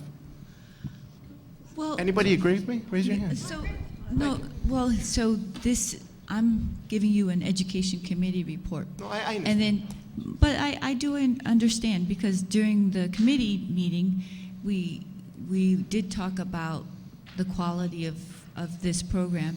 And I think there was, at one point, we said, well, we could talk endlessly about how this could be improved, but we need to move this forward so that there is some exposure for 4th graders in the 3 languages. Now, if other board members have better ideas, that could be, remember that our position as board members is to advise the district. The district, though, does the day-to-day work. So it's really not our job to decide what program is best, but to meet the goals of the district, which was to expose students to other languages beyond Spanish and Mandarin Chinese. But you did recommend, someone recommended in the committee reports, the minutes, to try and push it in next year. That, yes, this is what was approved for this year. This is what was presented to be in place this year. But the goal is to try and push it to be more convenient for families next year? Tom, can I? Right? Yeah. Mrs. Hassan? Yes, that was in fact, the understanding is that this is for this year, and it is a way to provide students, current 4th grade students, with an introduction, if they wish, to the language that they, or all 3, if they would like, and at the earliest opportunity, which is really going to be that February-March timeframe before they have to make a decision in April. And we should say that a survey was done, and about 1/6 of the families in 4th grade participated in the survey. So, and it sounded like all the questions that we had were actually asked on the survey. So, kudos to the administration for doing that, and then for implementing the program that would work. And there were a lot of raised eyebrows about the transportation issue. We all know all the elementary schools end at different times. Otten Road ends the latest. So it's going to be done between 4 and 5, because that will allow all the students to get home, for their parents or grandparents to bring them back here. And parents or grandparents are welcome to sit out in the lobby or whatever and wait that hour before taking their kids back home. And this was really the only opportunity this year. We don't have room in the curriculum to introduce all the children during the school day, but that was a request that I myself made, that we continue to look for other opportunities to introduce the culture and languages of these 3 additional wonderful languages that we teach earlier, so that the kids have sort of a broader knowledge base before they make the decisions.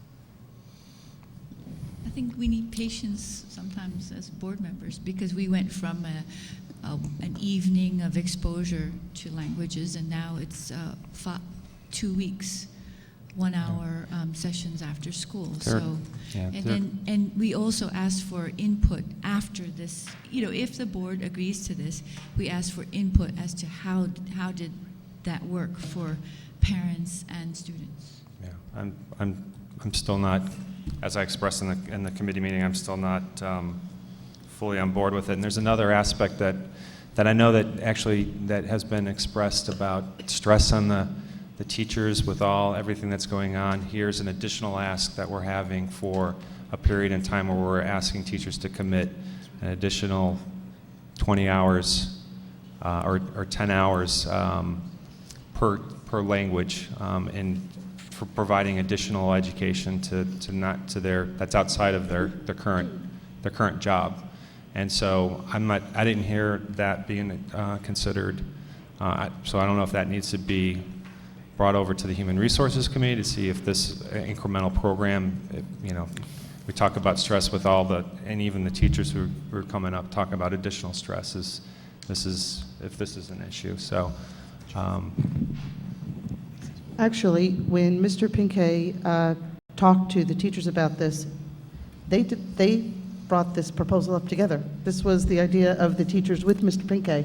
Nobody put this on them. They came up with the idea. They came up with the plan. They worked it through together, and then it was presented to me. So if the 3 teachers who decided to do it are feeling this way, it certainly didn't come through as they were the ones who presented it to Mr. Pinkay and discussed it with him. So I just want to make that clear that we didn't force this on them. They actually discussed it together, and they are being paid a stipend for it. It's not that they're not going to be paid for it either.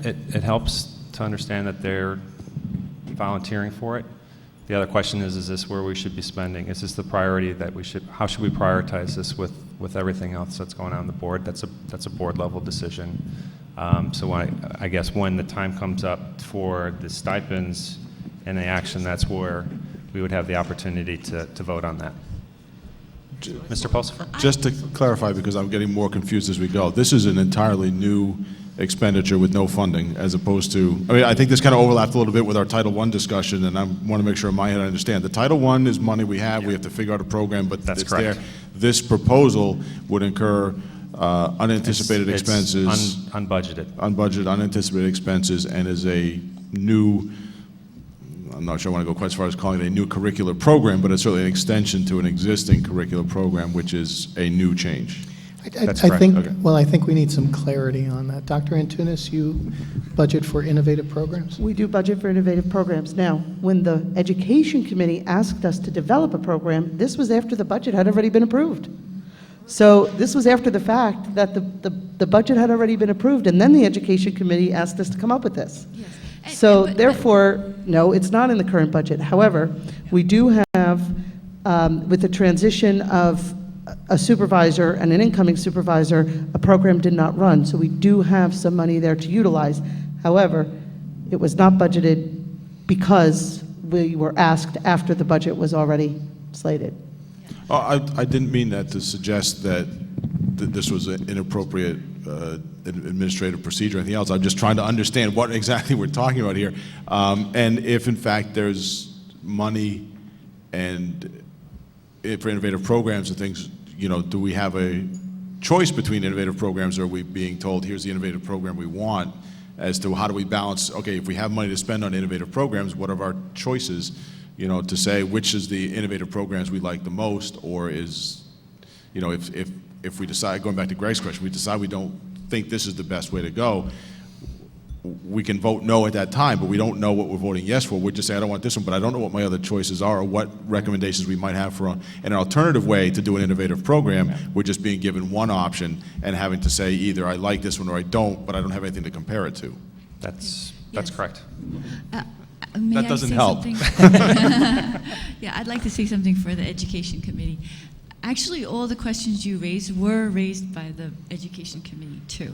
And so I have to weigh how much do I speak at a public board meeting, because my reports tend to be longer than everyone else's. So And I just wanted to point out that Dr. Antunes said, yes, this is something that the Education Committee requested. We requested it because of input from other board members and the public, and the survey of 101 responses showed this interest from parents. So that's why, you know, Dr. Antunes is very busy, but she knew that this was a priority for the community.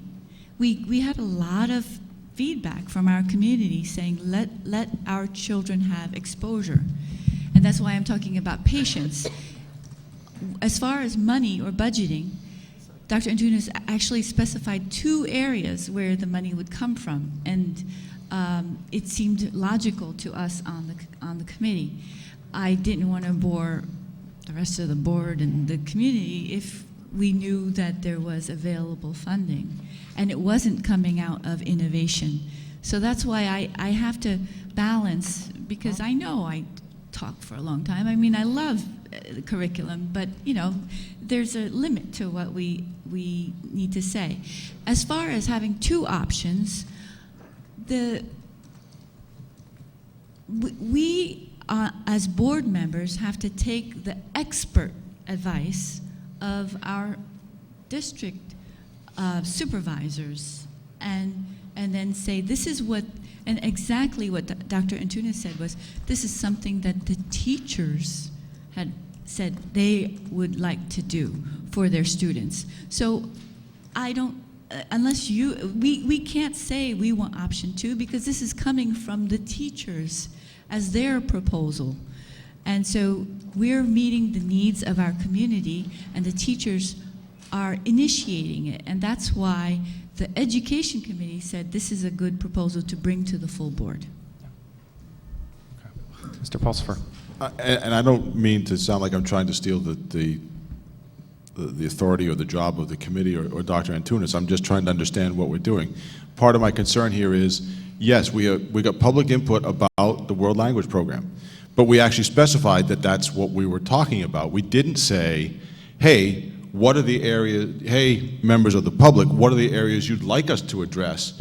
We found an area, and I certainly don't mean to say that we don't have things we could do in world language, but did we say to our math supervisor, talk to your teachers? Maybe math supervisors would also volunteer, or I'm sorry, math teachers might all say, hey, we've got a great idea, we want to do this.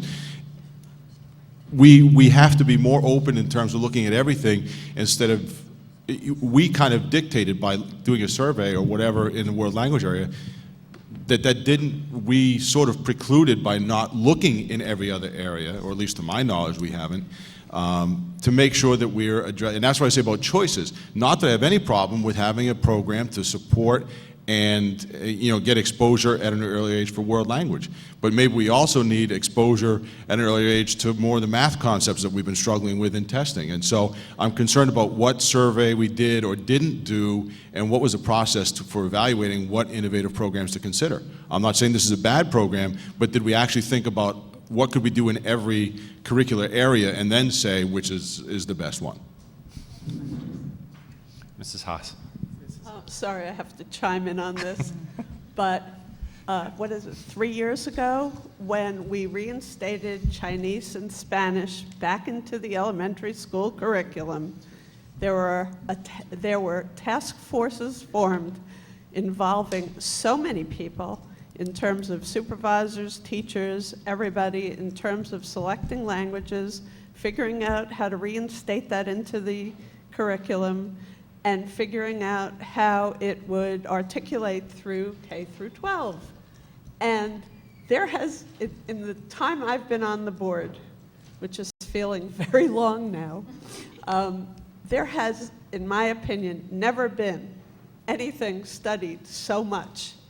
And the fact that we've had this task force surveying the public and surveying teachers and trying to find out how best to please the student community as well as the parent community. I have to say, and I've always given great credit to Lisa and to Enrique Pinque in terms of all the work that they've done on this. This particular thing that we're talking about now was requested by this board. It wasn't the education committee, it was people who were not on the education committee who wanted to understand how we could expose children to French and German and Italian, even though the languages in elementary school were going to be Spanish and Mandarin Chinese. And frankly, some of us felt that there are many people who know whether or not they want to take French, German, or Italian without the school, hand carrying the language to them. But for those who wanted the language, some exposure provided to their kids directly for any amount of time. Last year we had like a World's Fair, I forgot what we called it, but it was a one-night thing where the teachers from all the other languages came and the kids could go from station to station. And I recall hearing from various board members that that was great, but not enough. And now we're going to a 2-week plan. Was it great? And, I'd like to hear that, it's appreciated, honestly. And we're doing the best we can. I'm not certain that everybody needs to have their hand held on this. But to the extent that there is, we're pleased to do it. I just don't understand how the board forgot that we requested this. Mrs. Haley, she had her hand up first. I just have a question about how this came about, because this is what I'm hearing, and correct me if I'm wrong. The teachers went to Mr. Pinkay and said, we have this idea. I'm very confused about how this came about. There have been in the education committees, I know that I expressed it, I believe Mrs. Swasan expressed it, as Judy mentioned, when the task force was going through, the recommendation was different than some board members. And I know that I requested, and you recall, saying that we would like for there to be an opportunity for kids in the elementary level to have exposure to other languages, the intent being during the school year, during school hours, so that when they get to the point where they have to make a decision going into 5th grade, that they've got some basis to form on. And I think there have been some other board members who are outside of the education committee who expressed similar concerns.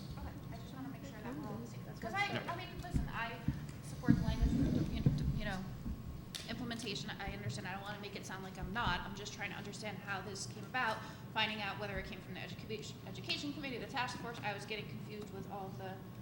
The recommendation for the 3-week program, it was a reaction to a request that was made. Mr. Pulsifer. Ms. Haas is absolutely correct. We did ask for that, and I appreciate that that was done. However, we also asked about help with math. I don't see a proposal for what we could do with math. Again, we're talking now about spending money as opposed to changing program. If we're going to spend money, which I believe we would all agree we have a limited amount of, I'd like to know alternatives, and I'd like proposals, if we're going to do this, about all the areas that we said we would like to see what we can do to improve in areas that we're struggling. Again, I have no problem with this program, but I'd like to know what we're doing about other areas, and as a board member and I have to decide to spend money, I want to make sure we're looking at all the different things that we're considering. And right now, all I'm hearing is world language. And I think we would all agree in the last year we've discussed academic problems in other areas than just world language. So you're right, Judy, we did ask for this, and I would continue to ask for this. But when it comes time that we have to spend some money on it, I want to have all the academic areas considered to make my choice. Because I'm certain we're not going to be able to do this for everything. So we have to make some choices. And so I want to make sure that the other things that we asked about are also being considered, whether it's the education committee or the curriculum area supervisors are going back and saying, what can we do in this area? What can we do in math? What can we do in science that might be innovative and an extension and exposure and all this? I think these are great things. My concern is, why are we limiting this to world language when we have problems in other areas also? Okay. Mrs. Hassan? I'm going to have to raise my hand. Well, I appreciate, Chris. I mean, I felt in the spring when we were determining the budget that I kept raising the math thing, and I felt like saying, I am the Lorax, I speak for the trees, over and over. But this I think is a very different issue, and yes, one that the board discussed at length and the education committee even longer. And Mrs. Lay, you speak the longest because our meetings are the longest. Thank you. But And it has the most material. right, but you know, speaking specifically about this, this is not a perfect solution to the problem, and I think we all realize that on the Education Committee. It was the only solution for this year that was provided. The cost will not be excessive. I think it would take we could throw a whole lot of money at the math problem and still not solve it too. But I think if, you know, since we did prioritize last year, and I know Dina spoke, and we had tons of parents and teachers speak to the fact of we're making these children make a 4-year decision, because that's what it is, of what language they want to take, with absolutely no exposure to 3 of the 5 languages. And everybody, I think, agreed at that time, as Mrs. Hawes said, that we needed some exposure. This provides them exposure, if they want it, to any of the 3 languages. It is not perfect, and it is at an additional cost. And like Mrs. Santafanti pointed out, I specifically requested that we continue to look for solutions and not be satisfied with this. You know, while I understand that, yes, we need help with math and maybe money can be spent there to assist with that, and after school, every child going from 4th grade to 5th grade is going to be exposed to the same math concepts in 5th grade. They don't have a choice of what math they take. And this is specifically designed to give them exposure to help make a decision about curriculum. Again, it's not perfect, but it at least solves that one problem, that we are providing them exposure before having to make that decision. But I would look forward to talking about how to implement other programs so that we can solve some of the other academic issues that we have. Okay, Mrs. Lay, I saw her hand up first, Greg. Thank you. I do appreciate Mr. Pulsifer's question. And so to help the board and also the public understand, math has been a hot topic on the Education Committee. And so last year, we realized that there were some problems at the high school level, and so there was staffing for that particular area. But we always said that the earlier intervention is best, because when students lose the confidence in their math skills, then remedial work is just too costly, emotionally and just costly for our district as well, as Mrs. Sladig mentioned before. So that is in the works in terms of how we prioritize the focus of the Education Committee. We stated that, but it takes time for the departments to come up with programs for Dr. Schiff to direct, to give priorities, and we're also collecting information that has been lagging with regard to math. So the reason why the language program is available for discussion now is because Mr. Pinkay had the support and actually initiation of the teachers and also the timing of it. So you will hear from the Education Committee with regard to math, curriculum, and technology, and how, you know, so many very rich topics. But for tonight, we're just asking you to consider a proposal that was initiated by teachers to address, to some degree, the issue that we need, that is that students need exposure to other languages, and that's all we're asking. Mr. Gillette. Right, so the issue I have when we talk about solutions to problems like this is that it always seems that there's such a simple little thing we're trying to do, and it turns into a new program with another expenditure, with children having to come home from school and then go someplace else, where we're going to have partial compliance. You know, are we going to get 50% of the 4th graders to come out for this, 60%? When the easiest, simple solution is that we have the 4th graders in school, in a classroom, in front of a foreign language professional there. That there's no reason that that foreign language professional, a Spanish teacher, a Chinese teacher, cannot introduce the kids in a couple of classes to the other languages, and that's the end of it. I don't understand why everything has to be so damned complicated. It's absolutely ridiculous. Just, they're in there in front of a foreign language teacher. Okay, so take your 40 minutes in that class and say, hey, we're not doing Spanish today. I want to introduce you to Italian, and just do it. You're telling me that the Spanish teacher or the Chinese teacher can't introduce these other languages? Actually, that's ridiculous. Actually, then let's go back to 50 years ago where a teacher could teach, a professional teacher can teach. Any of these teachers here would be able to teach that. I'm not a teacher. I can be a chapter ahead in the Spanish book and teach a fourth grade and show a fourth grader a video on Spain or something and let them hear the language. What are we talking about? No, I think that's demeaning. I think, first of all, they need certification. And we're talking For about... what? Certification for what? One second. To show an introduction to a Mr. language?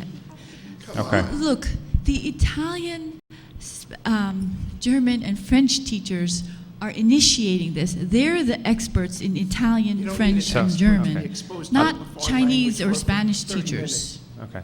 If I can just kind of, I'm going to try to wrap this up and have a request to put on the agenda as early as possible the request for the stipends, so that way the board can take action on it, and you have enough time to either know that you've got the approval for that, or you don't, and you can plan accordingly. Okay. Can I just ask one thing? Yeah. People are going to have to sign up for this, correct?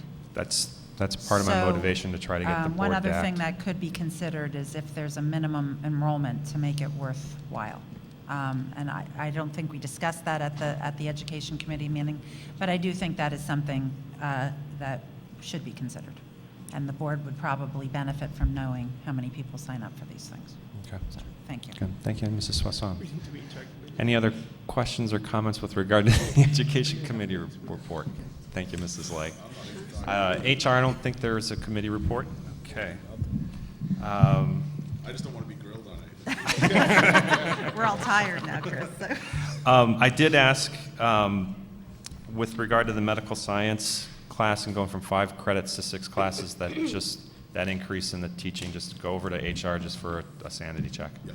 So that'll be on your next I will report the that committee. on my next committee report. Okay. All right. I think we're now moving on to public input on the 2014-15 budget. To any of the stalwarts who are in the audience, and we have one. By the way, let's can this and get the homework center back. How about that? How about we can that thing and get the homework center back in? Maria DeLucia, second VP for the Hillsborough Education Association, 122 South Triangle Road. Tonight I'm here talking about ESPs, so I will come up and I will advocate for our ESPs for next year's budget. I will request again that you consider laptops or some type of tablet device for use of instructional assistants or other support staff so that we can access communications throughout the day. We can read our emails and answer them. All communications are done through email, and I ask again that we be considered in the development of the budget for next year. Okay. Thank you. Thank you. Okay. Moving on to the action. Oh, sorry. Mrs. Sladek. Hi, Marissa Sladek again. I'm coming asking something I've asked Dr. Schiff of, but I'm going to ask all of you. I'm asking specifically for inclusion or a co-teaching model at the elementary level. I've asked this multiple times over, and I was told, sorry, we do what's minimally necessary for our students. Co-teaching is mandated as part of the least restrictive environment through the Individuals with Disabilities Act. It's a necessary component to the education of our students. I was told, like I said, that it was a minimal something that we provide what's minimally necessary for special education students. I'm asking, is 5 foreign languages minimal at the intermediate school? I'm asking for this co-teaching model to allow our students access to the general education. Thank you. Thank you. Okay. Seeing no other public comment with regard to the 2014-15 budget, let's move on to the action agenda. Dr. Schiff. Thank you, Mr. President. I ask for the board's consideration of the following motions under the area of education: to approve travel and related expenses, to approve curriculum and textbooks as reported out of committee, field trip destination, and the nursing services plan as recommended by the committee. Okay. I'd like to entertain a motion to approve items A1 through A5 of the action agenda. On behalf of the Education Committee, I'm asking the full board to approve items A1 through A6. A5. Thank you. Do I have a second? Second. Chris? Chris. Okay. Gotta be faster. Okay. Any comments? Roll call, please, Mr. Mahmood. Surely. Ms. Bogoshevsky? Yes. Ms. Santafonte? Yes. Mr. Gillette? Yes. Mrs. Haas? Yes. Mrs. Haley? Yes. Mrs. Lay? Yes. Mr. Pulsifer? Yes. Ms. Wasson? Yes. And Mr. Kint? Yes. Motion passed. Motion passes. Continuing on. Thank you. I ask for the board's consideration of the following motions under the area of human resources that I'm recommending for consideration. The retirements of two, frankly, outstanding leaders in our district who have committed themselves not only professionally but personally to the well-being of our special needs students, as well as, frankly, all of the students and staff in the district. Lenore Johnson is currently our Director of Special Services, has worked in the district since 1981. She has a wonderful, distinguished record of important achievements to this district, and she and Chris Petrozelli, who's currently the Supervisor of Special Services, who has worked with us since September 1 of 1988, will be sorely missed. They are truly exceptional leaders and people, and they will be missed very much. I ask for the board's consideration of the approval of the resignation as listed, leaves of absences, and approve the appointments of a teacher, payroll clerk, custodian, substitutes, 6-period coverage as listed.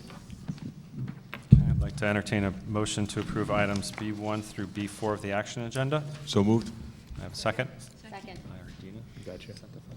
It was Chris and Dana. Chris, I heard Dina first. I'm the guy. All right, Dina it is. You got it. Dina Santafonte and Dana? Dina Santafonte, seconded. As he said. Okay. Yes, okay. And Chris. Any comments? I just have questions pertaining to B11 and B12. I don't know if you want to move that off separately or not. I just have some questions because I'm concerned about You can ask. us losing the. Well, I mean, obviously, I'm very concerned because I've had experience dealing with both of these people, and they're amazing, and I think that I can attribute I think a lot of the success. They're just very, very important to the district. And the questions I have are, are they entitled with the changes in the sick banking or the sick payout? Like, is there a terminal leave where they could just stay out until the retirement takes place? And what are we doing to actively search for a recruit? Because these are, very important positions to the district. So I'm curious. I know when police and firemen retire, if they have X amount of time that they're not going to get paid out now due to the new rules, they take what's called terminal leave. So they just stop coming to work. And I just didn't know if we know that that's going to be the case. Is that allowed? And, what are we doing to recruit for both? It's not just one, it's two positions. So. Yeah, so, from my perspective, those are administrative issues. So I'll leave it to our I think that chief. the public is, concerned too. I mean, people that have heard that this is happening, at least have asked me about it because, they're concerned. It's a big program. The one constant in education is change. This certainly does happen. We have posted for both of those positions. It's our anticipation that we'll go through, as we have done before, for administrative positions, comprehensive multiple interviews, writing samples, complete background and reference checks. Hillsborough is a high-quality district that we should be able to attract good quality candidates for it.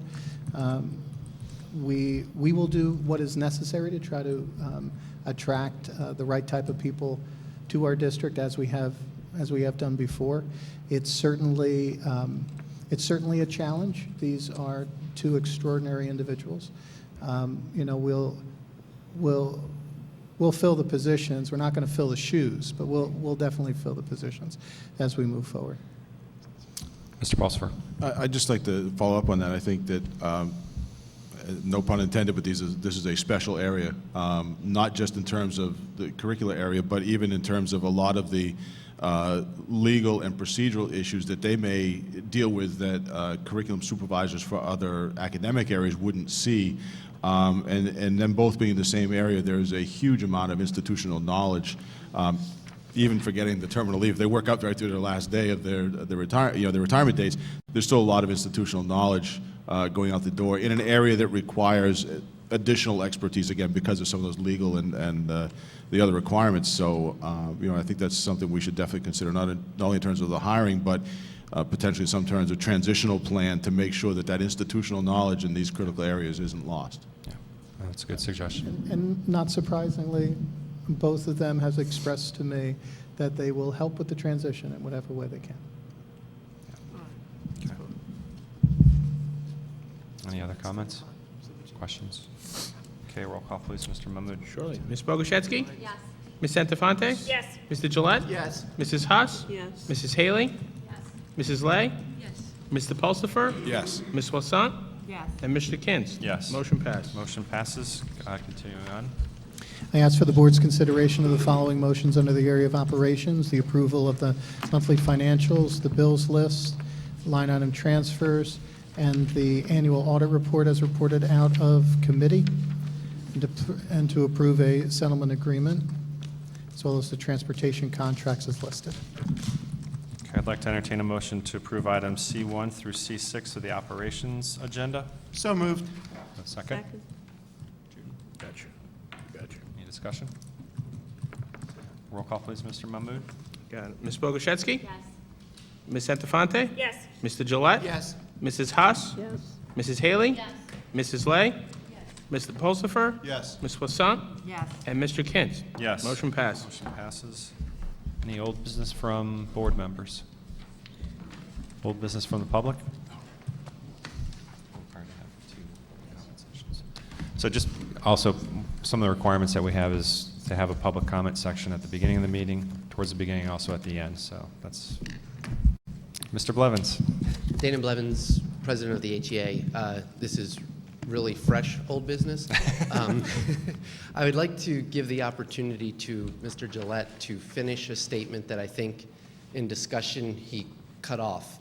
But given the electronic age that we live in, I would hate for that statement to stay out there. So I would like him to finish that because I know my phone will be ringing tomorrow if he doesn't. And in the discussion we had, he said 50 years ago when teachers could teach. No, And he did not mean that, No, and I don't mean to think stand up here I don't saying, think- I think I wanted said him the opportunity to finish that because that's how it played out, and we all know that that is not No, his that- intention. I don't even think that's what I Mr. said. Gillette, if you can give Mr. Blevins and the public the I- opportunity to express yourself. Here's what I'll say.